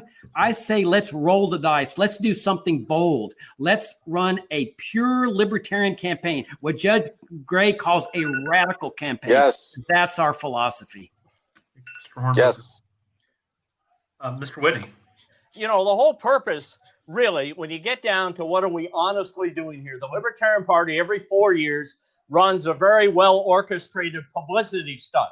And while Jacob and the judge are arguing over who's more or less radical, the audience right now watching agrees that they're both boring. This is a publicity stunt. Also, what are you going to do with money? What are you going to do with money this year? Run advertising? Bloomberg already proved that doesn't work. He spent $500 million. And Jacob's right. You could bring Jeb Bush over and run him as the nominee, and it wouldn't move the needle. You know why? Because when you nominate a certified pre-owned Republican, you're betraying your own brand. It's a short-term gain, but it lacks vision. And if you do that again this year when this asshole Justin Amash comes over, shame on you. If Justin Amash is the nominee, I will not support him. If Jacob or Judge Gray is the nominee, I will support him. If I'm not the nominee, I'll run for vice president. I will not support Justin Amash. If you're the party of principle, stop nominating these criminals from these criminal organizations who come over here at the last minute, grab the $10 million, and launder it to their family and their consultants and just say, fuck the Libertarian Party, and then they're gone. Stop nominating these pricks. Thank you, Mr. Whitney. Our next question is some target questions for each candidate. And we've all been online. We've all seen some of the criticism that the campaigns are flying back and forth. I'm going to go ahead and it's going to be a different question for each candidate. Mr. Kokesh, you're first. You've been arrested multiple times. Do you think the American public will take a candidate seriously who has been arrested multiple times? I don't think they would take a candidate seriously who hasn't stood up for what they believe in. I am absolutely proud of all of my arrests. None of them are accidental so much as deliberate acts of civil dis. Is that all the time we get for this one? Sorry. Okay. All right. Yeah, I didn't know this was a lightning round, but that's cool. No, I appreciate the question. And I think that what I have done is prove that when you stand up in civil disobedience, when you stand up for what you believe in, you inspire and you motivate and you bring other people in. Most people who are going to be inclined to vote Libertarian first see themselves as victims of the system one way or another. It's not the captains of the football teams and the high school cheerleader squads who are the first to challenge the status quo. No, let's acknowledge who we are. We are the outcasts and the rebels and the misfits and the square pegs and the round holes, and in many ways the downtrodden. And like I said in my answer to the question on screen before from Zane, that this is just one of the ways that I have lived it. I think, again, to quote Thoreau, in an unjust society, the only place for a man of conscience is behind bars. If anything, compared to my standard of how much we should be rebelling at this point, I have been unfortunately timid. And yet people know me as the guy who does civil disobedience. And I think that national reputation as someone who has more mainstream media hits than all other candidates combined, I think that's a great way to connect with people. Mr. Kokesh. Judge Gray, the next question is for you. The hour is late in this campaign season, and you just announced your candidacy. Some delegates and LP members find that this is disrespectful to the existing candidates and delegates to the National Convention who have undertaken efforts for months to campaign and learn about the field. Why have you waited so long, and what do you believe that you bring to the table that's not present in the existing field? Chris, it's a handicap for having come in late, and you probably know my story. I was 2 weeks ago on a telephone conference call with Lincoln Chafee with his staff when he announced that 2 hours from now I'm going to tell the Wyoming delegation that I'm bowing out. I tried not to. I tried to tell him, look, be loyal to the party, be loyal to your country. He bowed out, and their staff asked me to run. And I said, no, I don't think that's going to happen. And then they said with me, be loyal to the party, be loyal to the nation. So I said, okay, give me two, 3 days. I'll call people around the country and see. I got endorsements. I got people that were enthusiastic. And finally, when I was talking with Larry Sharp, he was enthusiastic. And I say, okay, Sharp, put your money where your mouth is. If you will run with me, I will run as well. His response was yes, yes, yes. But it's a handicap. I haven't been able to go around the country and meet with people and show them who I am. So they've had an unfair disadvantage really against me. But I'm willing to take that on. I think that we are good, and we will bring things to the Libertarian Party that others can't. Otherwise, I think that my background will hold me in good stead. I've been there. I've shown I'm Libertarian. I've had that courage. Press conference as a sitting trial court judge, took a lot of heat for it, but that's the right thing to do. I've been there in the Peace Corps. I care about people. I've been in the military. I'll be able to identify. So that's where I am. I'm proud of it, and I'm going whole hog. I still say we will do you proud, and I mean it. Thank you, Judge Gray. Mr. Hornberger, the next question is for you.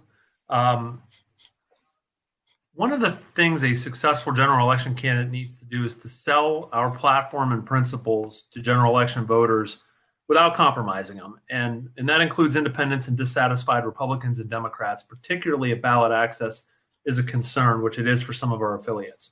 When we go to your website, one of the things you feature is ending Medicare and Social Security cold turkey and not compensating those who have paid into it and have had it stolen from them for their entire lives. What makes you think that this is the right message for general election voters? Because it's freedom.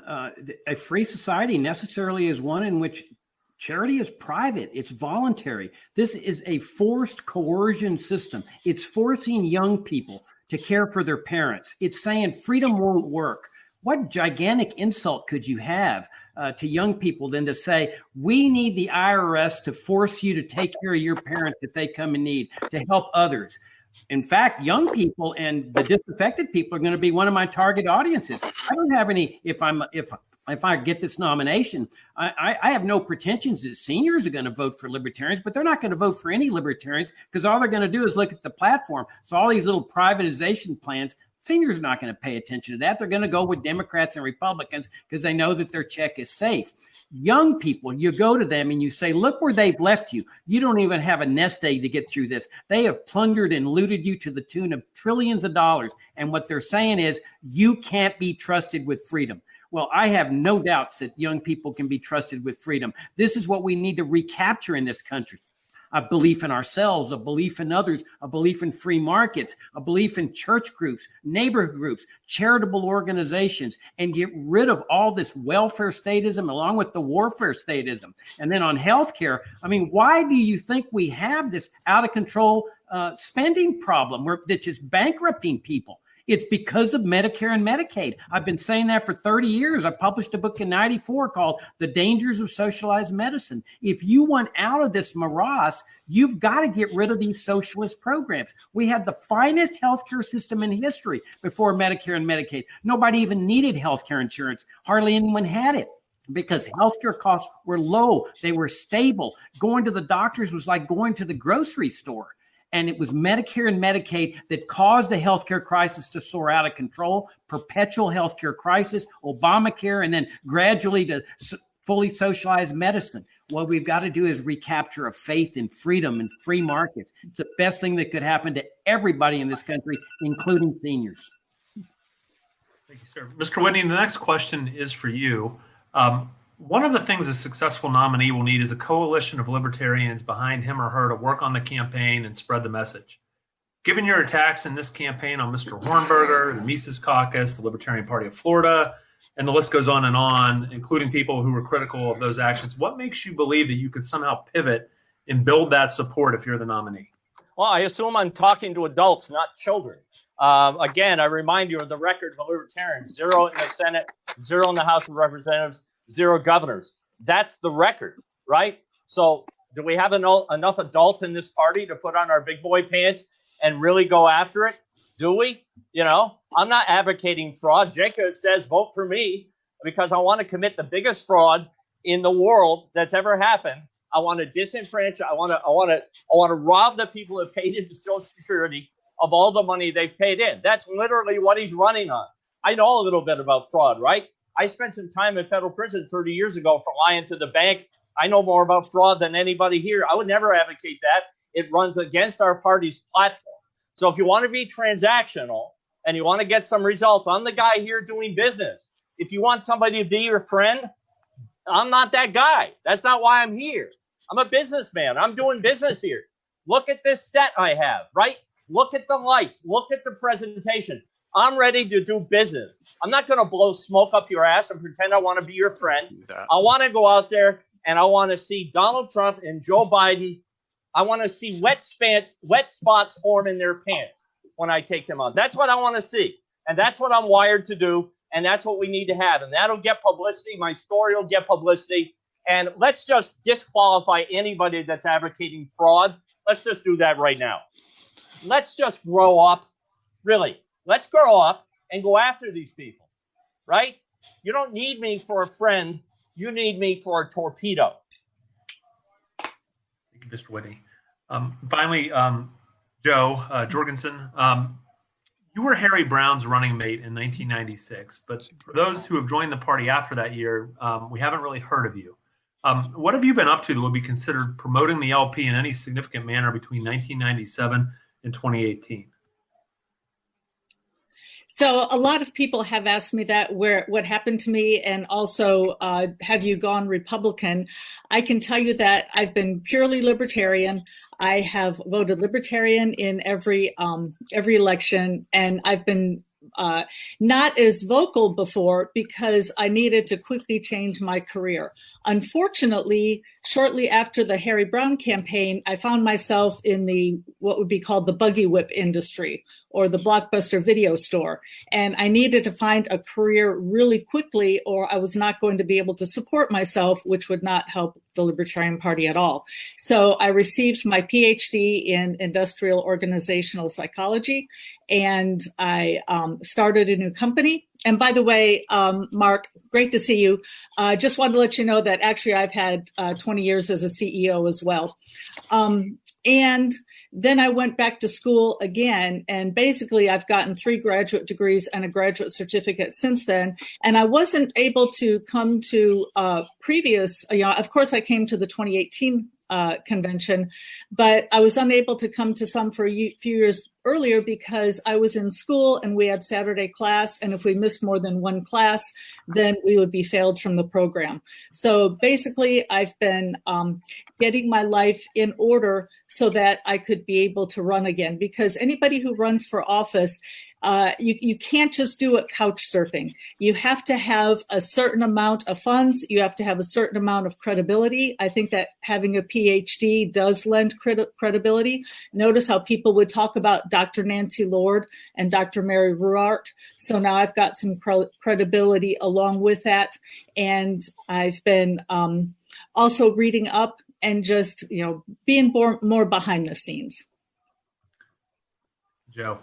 For our viewers at home, there's a link at the bottom of the debate for a voting link to vote for your favorite candidate. Actually, there's a couple questions on there. Please do that. We're going to have some additional debates in the future, and who gets invited to that will depend on the results of that voting link. So again, it's lpky.org/vote in all capitals. It's HTTPS. So please take a look at that. Our next question is to Judge Gray.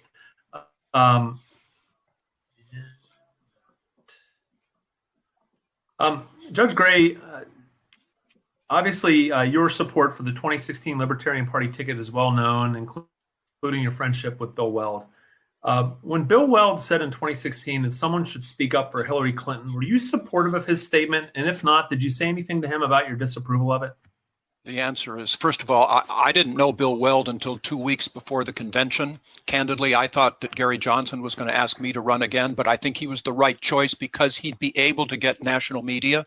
He is not my friend. I only met him for the first time at the convention. And yes, I was horrified, and I spoke out publicly, horrified with regard to Hillary Clinton's talk. And yes, I did talk to him.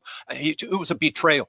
Simply, flat out and simple. It was a betrayal. And that's simply not something. But to go back a little bit, we can be a libertarian debate society if we want to be. I'm very concerned when you're hearing Jacob say things like we're going to close down Medicare, close down Social Security. If he is our candidate and he says things like that, it will set the Libertarian Party back decades. We're trying to claim our identity. We've allowed people to brand us as don't want any government. And that's simply not true. There is a function of government. It's called Article 1, Section 8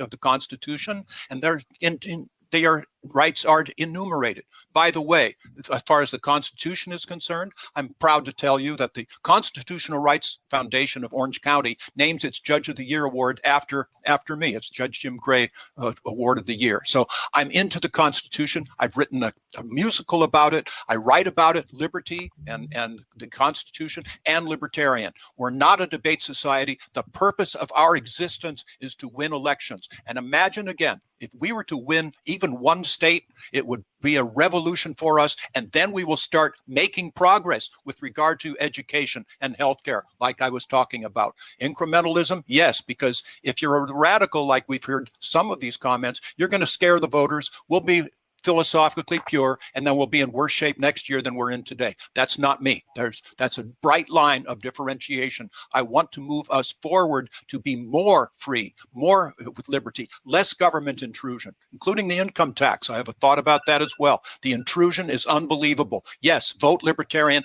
and elect libertarians like Jeff Hewitt and California and as a supervisor of Riverside County and numbers of good others. That's what we need to do. We're a political party. We have to win elections. All right.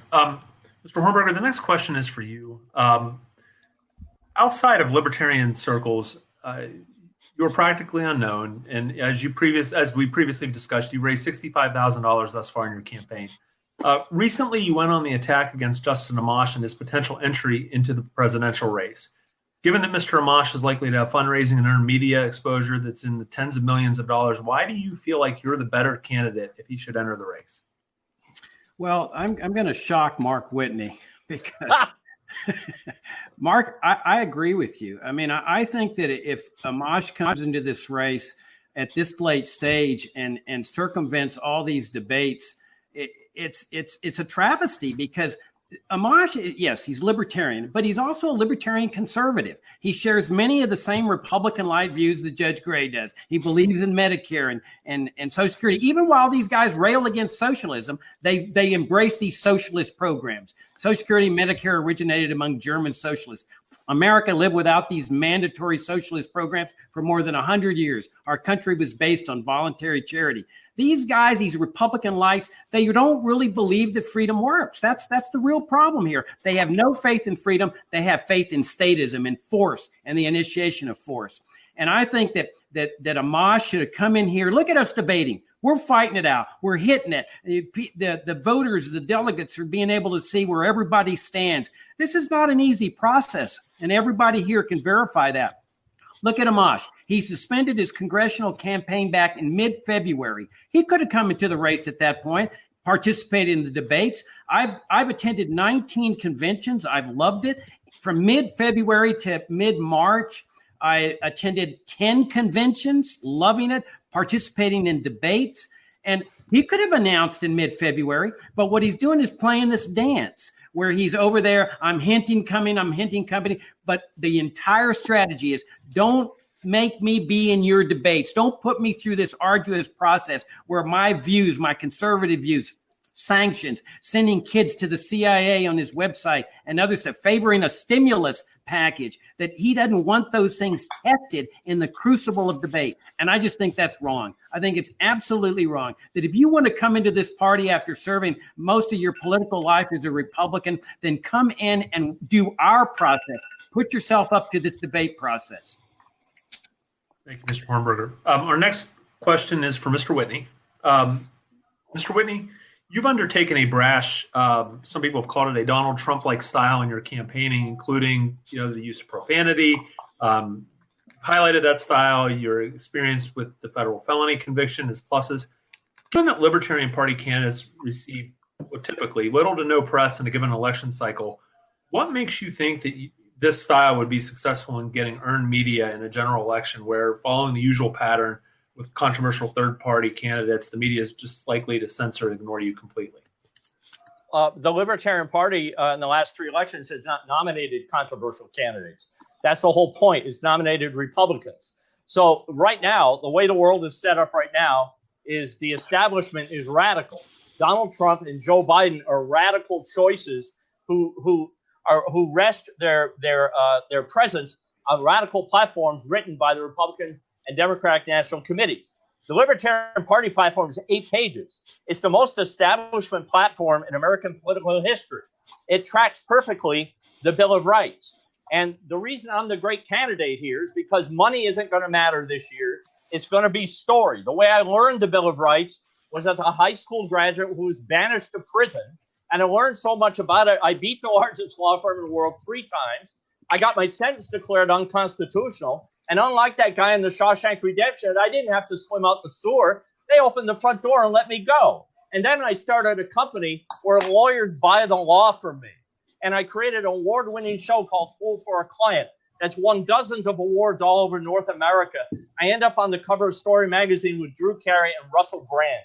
Nobody running for president in the Democratic Party, the Libertarian Party, the Greens Party has a story like that. I will be considered a threat because I'm confident on stage, I'm intimidated by nothing, and I adjust appropriately to the venue. As for profanity, sometimes profanity is appropriate. Sometimes you need a little spice in the stew, as George Carlin used to say. And again, I cite to the Libertarian Party's Wikipedia page, 48 years of decorum, and you have nothing to show for it. And since I was most active in this party from 1995 to 2005, and since this party started nominating certified pre-owned Republicans the last 12 years, the dues-paying members in this party, to the best of my knowledge, has been cut in half. So instead of doing that, nominate an establishment private sector CEO with a normal family who can put his big boy pants on and bring the story out to the big boy media and not put people to sleep. And, oh, yeah, I know where the camera is. Thank you, Mr. Whitty. Our next question will go to Joe Jorgensen. Ms. Jorgensen, in prior events, you've spoken on the two Harry Brown campaigns, how the 1996 campaign was about growing the party and the 2000 campaign was about achieving voting results. If you had to choose, if you were forced to make a choice between the two, which would you prefer, more national members or retaining ballot access for affiliates where it's important? Oh, okay. I guess you confused me because I thought the question was going to be, what do I want more, votes or membership? Ballot access is extremely important. And I was thrilled to, in 1996, be on the ballot in all 50 states. And we haven't done that very often, and I'd like to do it again. The thing is the way you get ballot access, yes, you can get it through votes, but you can also get it through membership, through people donating money to get people out there collecting signatures. So I think I don't see the dichotomy between ballot access and votes. I see the dichotomy between sometimes maybe having to choose between votes and membership. And I would like to point out, you didn't quite complete the sentence I'd said before. I'd like to point out that Harry Brown went after votes in 2000, and actually membership really suffered. And even going after the votes didn't come out to where they wanted to be. They were trying to go for 1 million votes and they didn't get it. But could I, since that was a rather short answer, I'd like to comment on the Amash question since other people have chimed in. And Jacob said that Amash is a libertarian. I don't know if he is or isn't. A small L libertarian anyway, but I do know that he is not a member of the Libertarian Party, and that's what matters. When he left the party, the Republican Party, instead of becoming an independent, he could have joined the Libertarian Party. We could have had our first sitting Libertarian congressman ever, and he didn't do that. That's what we needed. And I'd just like to ask all the voters out there, all the delegates, how great would it have been to have a Libertarian sitting congressman?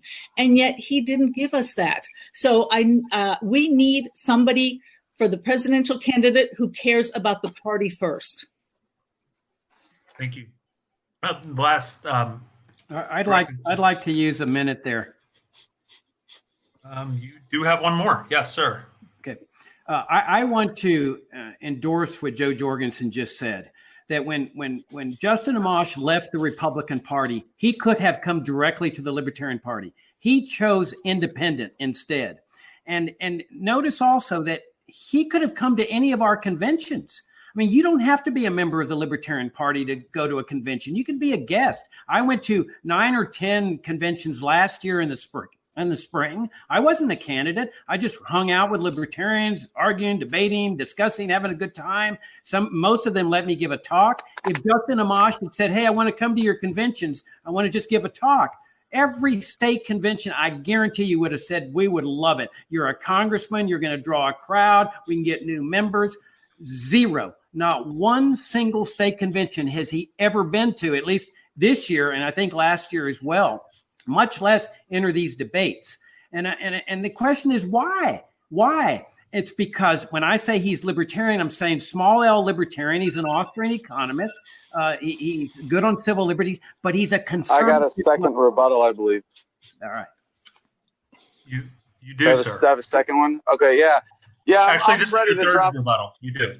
But go ahead. Oh, so this is my last one, right? Yes, all right. Sir. So, I'm just ready to drop a bomb on Joe and Jacob here, because to hear them criticize Amash for not being active enough in the party, coming from them, wow, that's really rich. And Joe, you said we want someone who cares about the party first. When you were asked about where have you been for the last 20 years, you said you needed to change your career.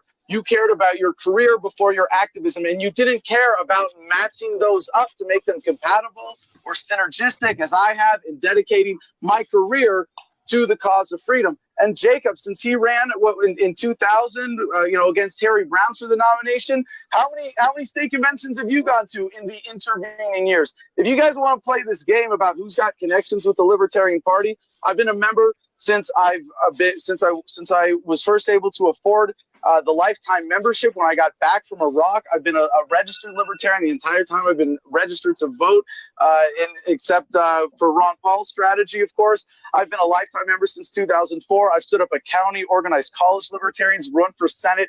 Where have you guys been? And to all the candidates. Thank you, Mr. Kokesh. Mr. Kokesh, the last directed question is to you. You have suggested that if you were elected, you would file an executive order to dissolve the federal government on day one. What would stop the Supreme Court or Congress from overriding this executive order? And would the American people simply perhaps make things worse by recreating the same government, but perhaps with fewer protections for things like the First or Second Amendment? Oh, absolutely not. I think that's really missing the most critical part of what this platform represents is that, and Mark Whitney tries to make fun of me because I said I'm not running for president except in the technical sense. Well, yeah, because you have to be a psychopath to want to be president of the United States. You give me the ring of power, I know what I'm supposed to do with it. Throw it directly into the fire. And I get asked, is this platform constitutional? Heck no. Of course it's not constitutional. That's kind of the point of all this. We are appealing to the higher authority known as the Declaration of Independence, which says we have not only a right but a duty to alter and abolish systems of government that no longer serve us. So it doesn't even matter if I somehow lose my principles. If the American people decide, if they are given the option to say, we are putting our foot down, we are not putting up with this crap any longer, no jerk in a suit in an office somewhere in Washington, D.C. is going to stand in our way because we will have clearly asserted that this is no longer the law of the land. The will of the American people reigns supreme. And if we say it's going to be this way, then this is how it's going to be. I have that much faith in the American people. Kokesh. The next portion of this debate is a candidate-to-candidate question. And we will begin, it looks like, with Mr. Hornberger. All right. Judge Gray, with respect to your positions on Social Security, health care, education, and immigration that we've discussed today, can you tell us how your positions differ from positions held by the Republican Party? Good heavens. Boy, what a softball question. Yes, indeed. If we go to the degree of saying we're going to abolish Social Security, we're going to abolish Medicare, I was raised in the 50s and 60s. We had really good medical care back then. Competitive, like you said. We didn't have any absence of emergency rooms. People were getting emergency care and other care too. But it's here. It's what there is. So let's recognize it. Just because I recognize the reality doesn't mean I embrace it, which is a word that you used. No, I don't embrace it, but I'm going to show people how limited government will be so much better.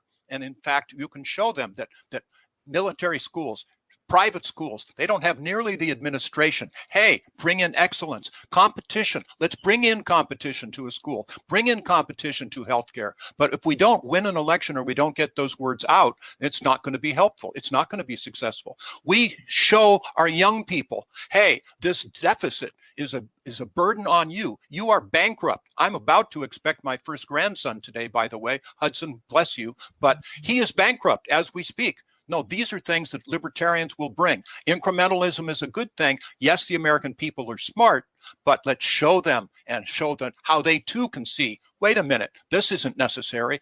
Private sector works better. The government is involved in crony capitalism. Libertarians would not be. Libertarians are the only party that aren't going to profit by being involved in government, as opposed to Republicans and Democrats. This is what I stand for. This is what I've done, Jacob. And I think that you should be a little more proud of me. It's kind of desperate to keep calling people names, but at any rate, I'll let you run your own campaign. I will run mine. I'm proud of what we're doing. And if we do win one state, that will be a revolution that will really gain attention. And then we'll make progress. I don't care for attention. I want progress. And we're going to result in that. Judge Gray. Mr. Whitney, the next question is yours. Okay, so my question is for Jacob. I've said if Justin Amash is the nominee, I will not. Yeah, can you hear me? Hello? Huh? There we go. Okay, so my question is for Jacob. I've said if Justin Amash is the nominee, I will not support him. I think if it's a betrayal of the brand. So I'd like to ask your opinion on this, and if you get it right, I will endorse you as vice president. Vice president with you? Well, we could do that. We could do that. Yeah, I would not endorse Justin Amash. I mean, I would vote for him. But I would not endorse him. I think what he needs to do is come into the party, join us, and get to know us, hanging out at our conventions. I mean, this is a guy that hangs out with Bill Kristol and George Will, conservative, Tom Massey. He doesn't hang out with us libertarians. I say, come into our party, hang out with us, and let us get to know you. Let us know where you stand on these conservative issues you've taken, like sanctions against Iran and the stimulus bill, which is an abomination, sending kids to the CIA. And then over a period of 4 years, then we can see, hey, let's see how things go. But to come in here at the last minute and circumvent all the debates and the crucible of debates, I just don't think that's right. I absolutely do not think it's right. And so, but I've always voted Libertarian, and I will vote for whoever this party nominates. Thank you, sir. The next question is from Judge Jorgensen. So I have a question for Judge Gray.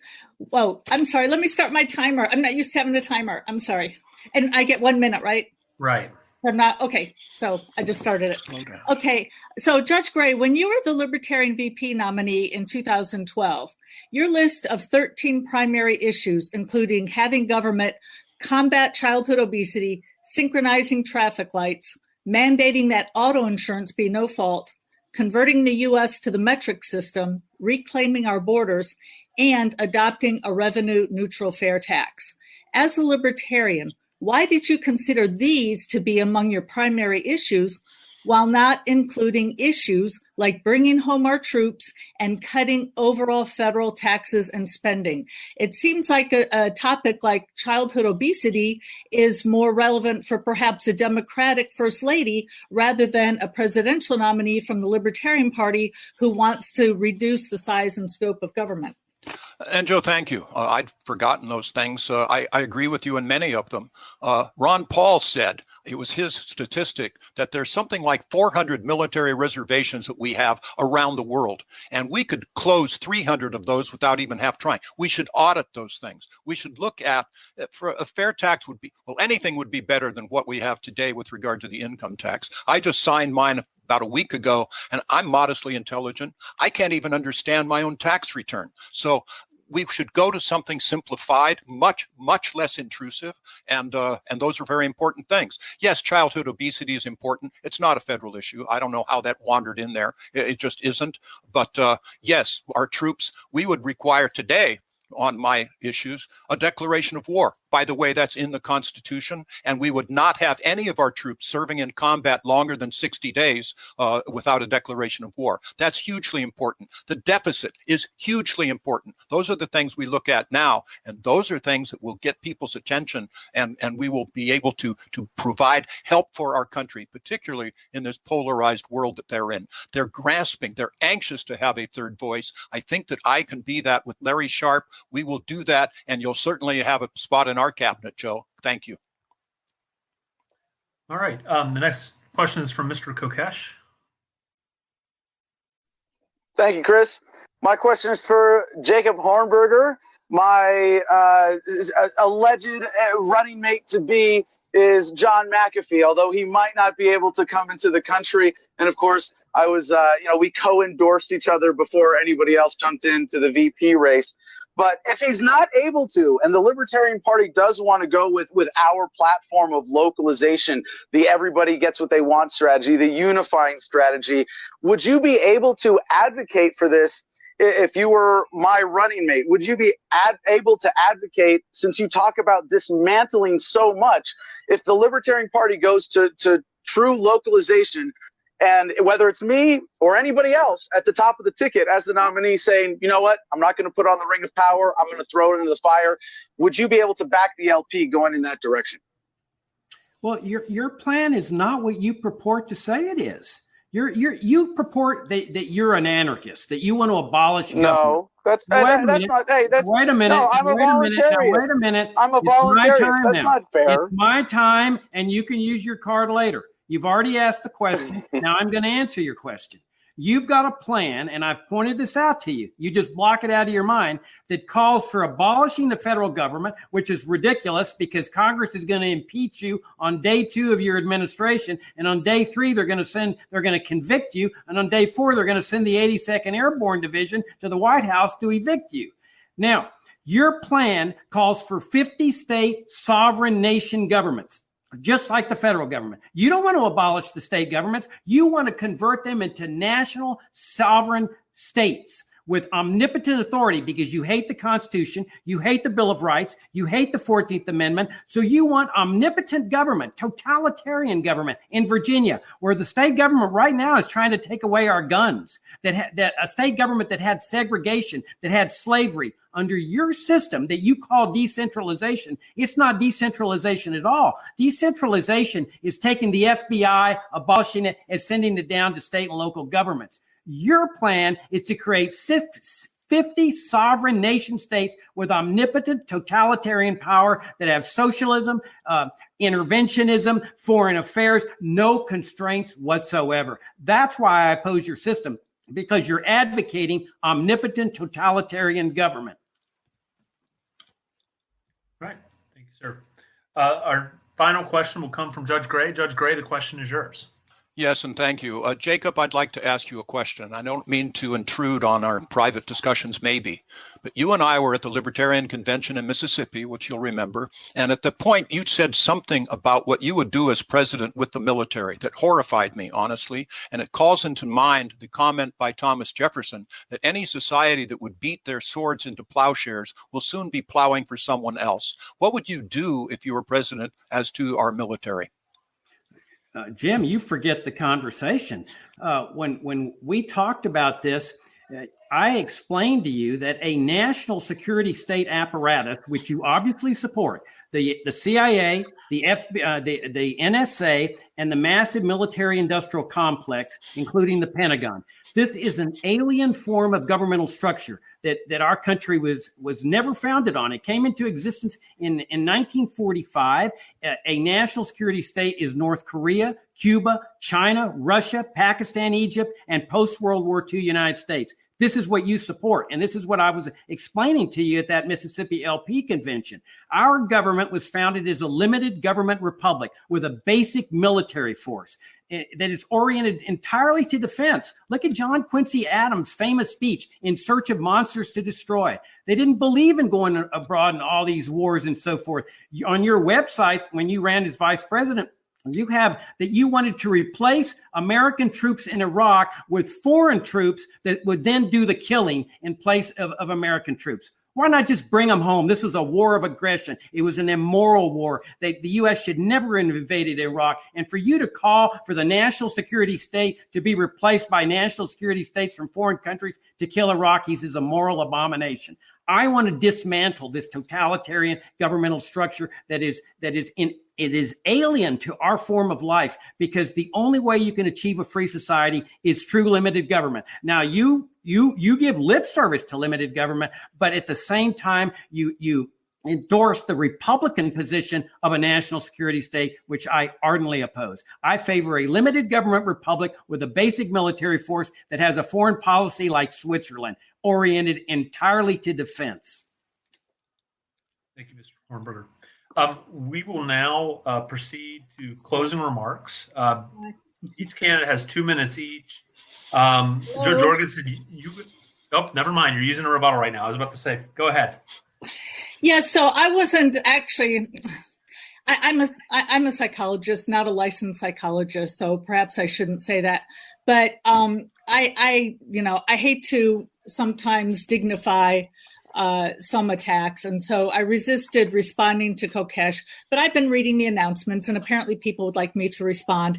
And I would like to please the delegates just like I'd like to please the voters.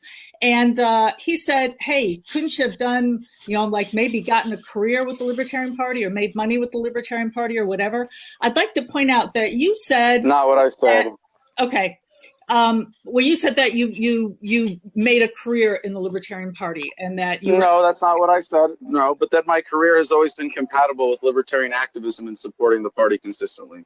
Yeah, so is my career. But I'd like to point out, you said that you got a membership to the Libertarian Party as soon as you could have afforded one. No, that was the lifetime membership. Right, the lifetime membership. So it was $1,000 in 2004. Okay, I'm the one with the card. So since I only used one of my rebuttals, can I try to finish answering? Because I realized that was 1 minute. Here's the thing. The business that I was in, you can tell I'm a true libertarian because my company duplicated software, computer software. So yes, I was in the computer business, full-fledged libertarian. What I did was I copied floppy disks first and then later CDs. And of course, when the internet came out, that was like having the rug pulled out from under me. And I don't know if you have any children. I have 2 kids. I had mouths to feed. And yes, I had to put my children's priority first. So I worked hard to get a degree that I could do something with. The problem with being a homemaker and staying home with your kids, as I did, which a lot of people, some feminists look down on that. I think if you want to stay home with your kids, that's a great choice. That's the choice I made. I had no way to get out there and earn a good living in the marketplace, so I did what I needed to do for my family. But I did not turn my back on libertarianism. I just did more background stuff. Thank you, Ms. Jorgensen. All right, we're now going to move to the final closing remarks. I am going to assume that each of the candidates that has remaining cards wants to use their time for their closing remarks. Ms. Jorgensen, you had 1 minute left. You had 1 card left. Judge Gray, you had 2 minutes left. Mr. Whitney, you had 1 minute left. Mr. Kokesh and Mr. Hornberger have used their cards. So 2 minutes just to wrap up, everyone. And Mr. Whitney, we will begin with you. Okay, so I think there's a clear distinction that is formed here tonight. I think if Justin Amash gets in, then you're going to have 3 lawyers to pick from, and the media is going to be bored by all of them, right? Because lawyers are boring, and we don't need any more lawyers in Washington. My story of the law, however, is very interesting. It's interesting, it's funny, it's poignant, it's sad. I represent 25 million people that share my civil disability, most of whom are not even allowed to vote in this country. So the libertarians might want to think about that. 25 million, that's quite a few people. And I think there ought to be a 28th Amendment. I think that amendment ought to say the right to vote shall not be infringed. I think felons ought to be allowed to vote. They retain the high office of citizen when they go into prison. I think it's a great way to tell them that we want them to be civically engaged. And these are the only citizens that we live among who have the opportunity to live the entire Bill of Rights. And I just want to draw the distinction also between Adam and the lawyers. Adam opposes the Bill of Rights. A lot of the people in the party these days, they say you don't get your rights from a piece of paper. But your rights are secured by this piece of paper. So as president, my job is that if Adam Kokesh is the only citizen of the United States who wants to have a house full of guns and 300 million citizens oppose him, the Second Amendment commands me to defend Adam, to defend the individual. And that's what our system is all about. That's what our party is all about. It's about the rights of the individual. I'm the only candidate that's taken a stand against political censorship in this entire campaign. It cost me a lot of trouble that would not have been a problem 10 or 15 years ago in this party, believe me. But it is these days because people are looking for a friend. I don't want to be anybody's friend. I want to do business. I want to take it to these criminal organizations, the Democrat and Republican National Committee. I think everybody here today wants to end the war on drugs, the war on trade, the war on terror. I think everybody here today, all these candidates agree we shouldn't spend money we don't have. The American people agree with us 75% on those issues. As you're a nominee, that's what I'm going to be talking about. I'm not going to be talking about entering into a racketeering conspiracy to and Medicare and burn your grandmother in the alley. I'm not going to be doing that, right? I'm going to be looking into the camera because I know where the camera is. It's going to be fun. It's going to be exciting. The major media will love it. And Donald Trump and Joe Biden will be shitting themselves. Whitney 2020. Thank you, Mr. Whitney. The next closing remarks will be from Joe Jorgensen. Joe, you'll also have 3 minutes. Okay, thank you. So when I first joined the Libertarian movement, as I said earlier, people told me, when I said freedom is great, liberty is great, and people deserve to keep their own money, and the government shouldn't have to take care of people. We should be able to take care of ourselves and, of course, help each other without the government. And it sounded like a great system to me, but I was just so disappointed and shocked by the response I got. I kept hearing people say, oh, you're just selfish, or you don't care about the poor, or the one that's my favorite, which was, well, not everybody's as smart as you are. We have to have Social Security. And I was just dumbfounded by, I couldn't understand why people didn't see what was clearly so logical. Well, as I mentioned, my background partly is in computers. So yes, I've got the logical thinking behind that, the math and science degree behind that.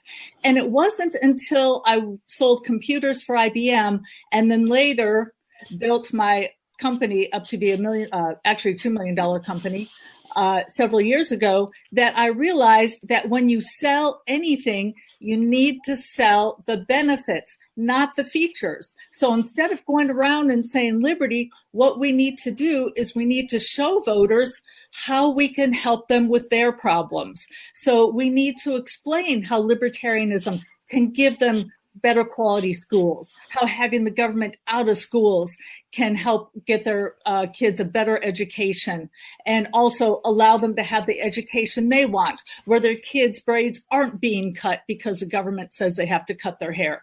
We can show them how we can have cleaner streets, safer streets, reduce crime. We can show them how, with a libertarian solution, we can reduce healthcare costs so that you can actually afford to go to the doctor. And last, explain how we need to bring our troops home now. As I've mentioned, I want America to be one giant Switzerland, armed and neutral. We would have a much safer country. We wouldn't be getting into all of these wars around the country. We would save lives. And the thing is the military is supposed to be there to protect us. And what's happening is the military is actually making our lives less safe. So as your candidate, I understand that I need to go out and talk about what the voters are excited about. That's why I want to go out and talk about the environment, not because I'm not excited about it, but that's what the voters want to hear about, especially the young voters. Same with healthcare. We need to explain how the free market is the answer to what the problems are out there. JOJ2020.com. Thank you. Joe, before we get to the next candidate, just a reminder for our viewers, lpky.org/vote for your favorite candidate. Just wanted to make that pitch again. Mr. Kokesh. Hey, thank you so much, Chris, and for everybody who's been tuning in, and to Dan Fishman for helping make this happen, of course, for the Libertarian Party of Kentucky. I also want to especially thank Joe Jorgensen and Judge Jim Gray for engaging in an honest debate and not lying about my platform, and engaging as team players, as we really have to be. And much of us in this race, most of us in this race have been up to this point really part of a libertarian team, bringing people together. And that's what this is all about, working with people. And if politics is done right, it's about making friends and sharing ideas that you care about. That's fun. That's a beautiful thing. And I love what we're doing, especially because it's about localization. The everybody gets what they want strategy. Maybe you don't like me as president. Well, good. You can have in your now independent state whatever system that you want. You don't have a right to force that on anybody else.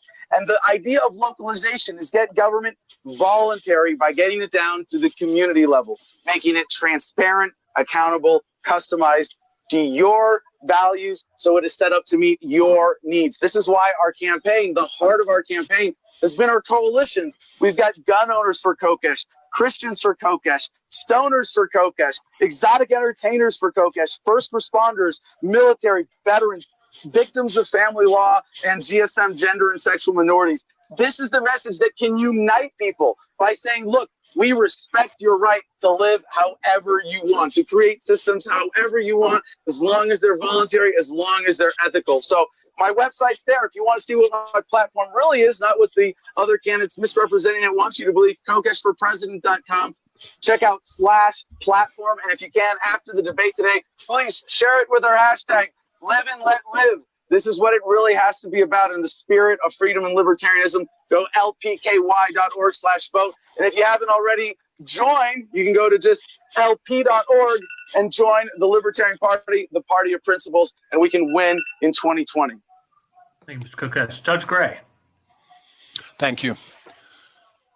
Look, let's do it this way. My fellow Americans, I'm a lifelong libertarian. I believe in the Libertarian Party, and you'd be surprised how libertarian you are as well. We believe in responsibility at all levels of society, individual, corporate, group, and governmental of all things. We also believe in live and let live. You know, Thomas Jefferson said it beautifully, where I don't care if you worship one God, 20 gods, or no God.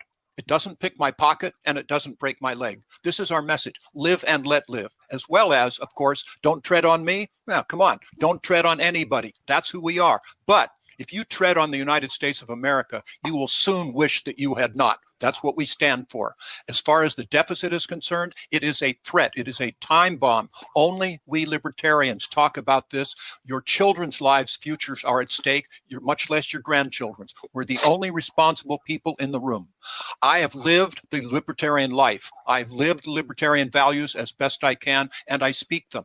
Go to my podcast. It's called All Rise, The Libertarian Way with Judge Jim Gray. You can hear all of these various things said in different contexts, but I want to win. We're a political party, and we should start winning these elections. I believe, candidly, that Joe Jorgensen and Judge Jim Gray are the ones that would be taken most seriously, speaking to that, putting that into the standard, because if you scare people, they're not going to follow what you say. They're going to discount you. When I was running for Senate in 2004, as a libertarian, said, if we put troops into Iraq, it will be the biggest mistake of my lifetime. And nothing has happened since that time to change my mind. My fellow Americans, what is the goal today for our troops in Afghanistan? We haven't had a declaration of war where at least we could have said, who is the enemy? Where are they? What is the goal? How will we know when we've won those goals? It's not there. We should bring those troops from Afghanistan home. Just spouting out, oh, no, let's bring all these troops home. No, address it with people. Explain it to them. Because Tip O'Neill, I'll bet this is the first time a Democrat has been quoted on this show, but Tip O'Neill once said, politics is personal. And he was right. This is personal. And if you scare people like, I'm going to abolish Medicare, I'm going to abolish the federal government, things like that, okay, we're intellectually purist, maybe, but we're not going to make progress. If we win one state, we're going to try to win 2 or 3 and send it into the Electoral College. But if we win one state, that will be a positive revolution for the Libertarian Party. That is our goal. If you nominate Larry Sharp to me with Judge Jim Gray, the two of us will spend our time there. He's cleared the boards. So have I. We'll spend the time. We'll spend whatever resources we have, and we will do you proud.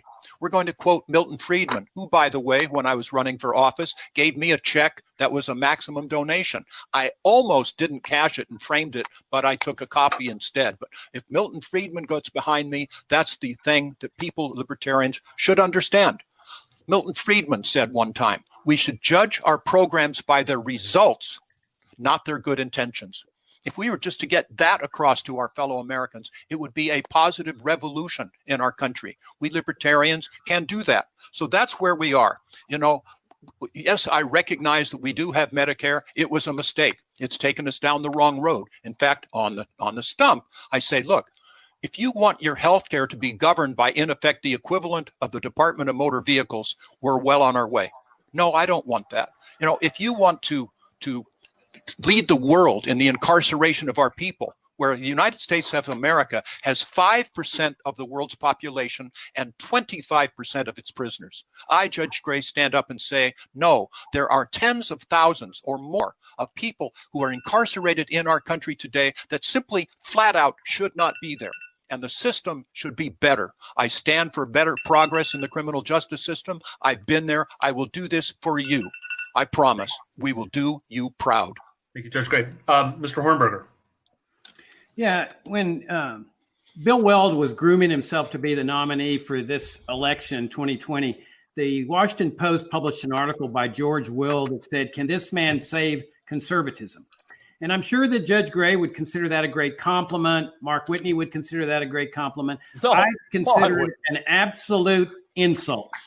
I have no interest in saving conservatism. I want to bury conservatism. It is a morally bankrupt philosophy, as morally bankrupt as progressivism. Libertarianism is a radical philosophy. There's no question about it, but it's a beautiful philosophy, and it holds the answers not only in a moral sense, but a way to get out of this. It's not that people are afraid of freedom. It's that Jim's afraid of freedom. That's the problem here. It's that Mark's afraid of freedom. Jim talks about the Constitution. Where in Article 1, Section 8, does it authorize these socialist programs that were brought into existence by two Democrats, Franklin Roosevelt and Lyndon Johnson? There is no constitutional authority. Jim talks about the deficit. And then on the other side of his mouth says, oh, but I favor these massive socialist programs along with the national security state that total $3 trillion. I mean, this is standard Republican talk. You know, we're going to reduce government spending, but we're going to keep these massive socialist programs. They don't believe in people. They don't believe in freedom. They notice how they talk, that people are going to be dying in the streets if you abolish these socialist programs. That's saying liberty doesn't work. Freedom doesn't work. You can't count on younger people because they're bad people. That's nonsense. We libertarians have to instill that faith in people, where people believe in themselves, where you don't need this coercive apparatus, where children will step up to the plate and help with parents and grandparents. They have a right to do that. That is our heritage. No IRS. People keeping everything they earn. If this party wants a Republican-like campaign, they could bring in Jeb Bush. But I'm not that candidate. I want a campaign of principle for the party of principle. Thank you, Mr. Hornberger. For the folks watching at home, just one final reminder, lpky.org/vote. Vote for your candidate. This will conclude this evening's debate. I wanted to thank the candidates for their time this evening. Thank you all for participating. I'd like to thank Christy Kendrick and Scott Philback with the Libertarian Party of Kentucky for helping to organize this and getting with everybody's campaigns. We will have multiple rounds. So again, lpky.org/vote will help your favorite candidate get into further rounds. The voting will close 1 hour from now. So go ahead and please vote while you can. Thank you again to our candidates. Thanks for our viewers. Have a great night. Thank you so much. Thank you all.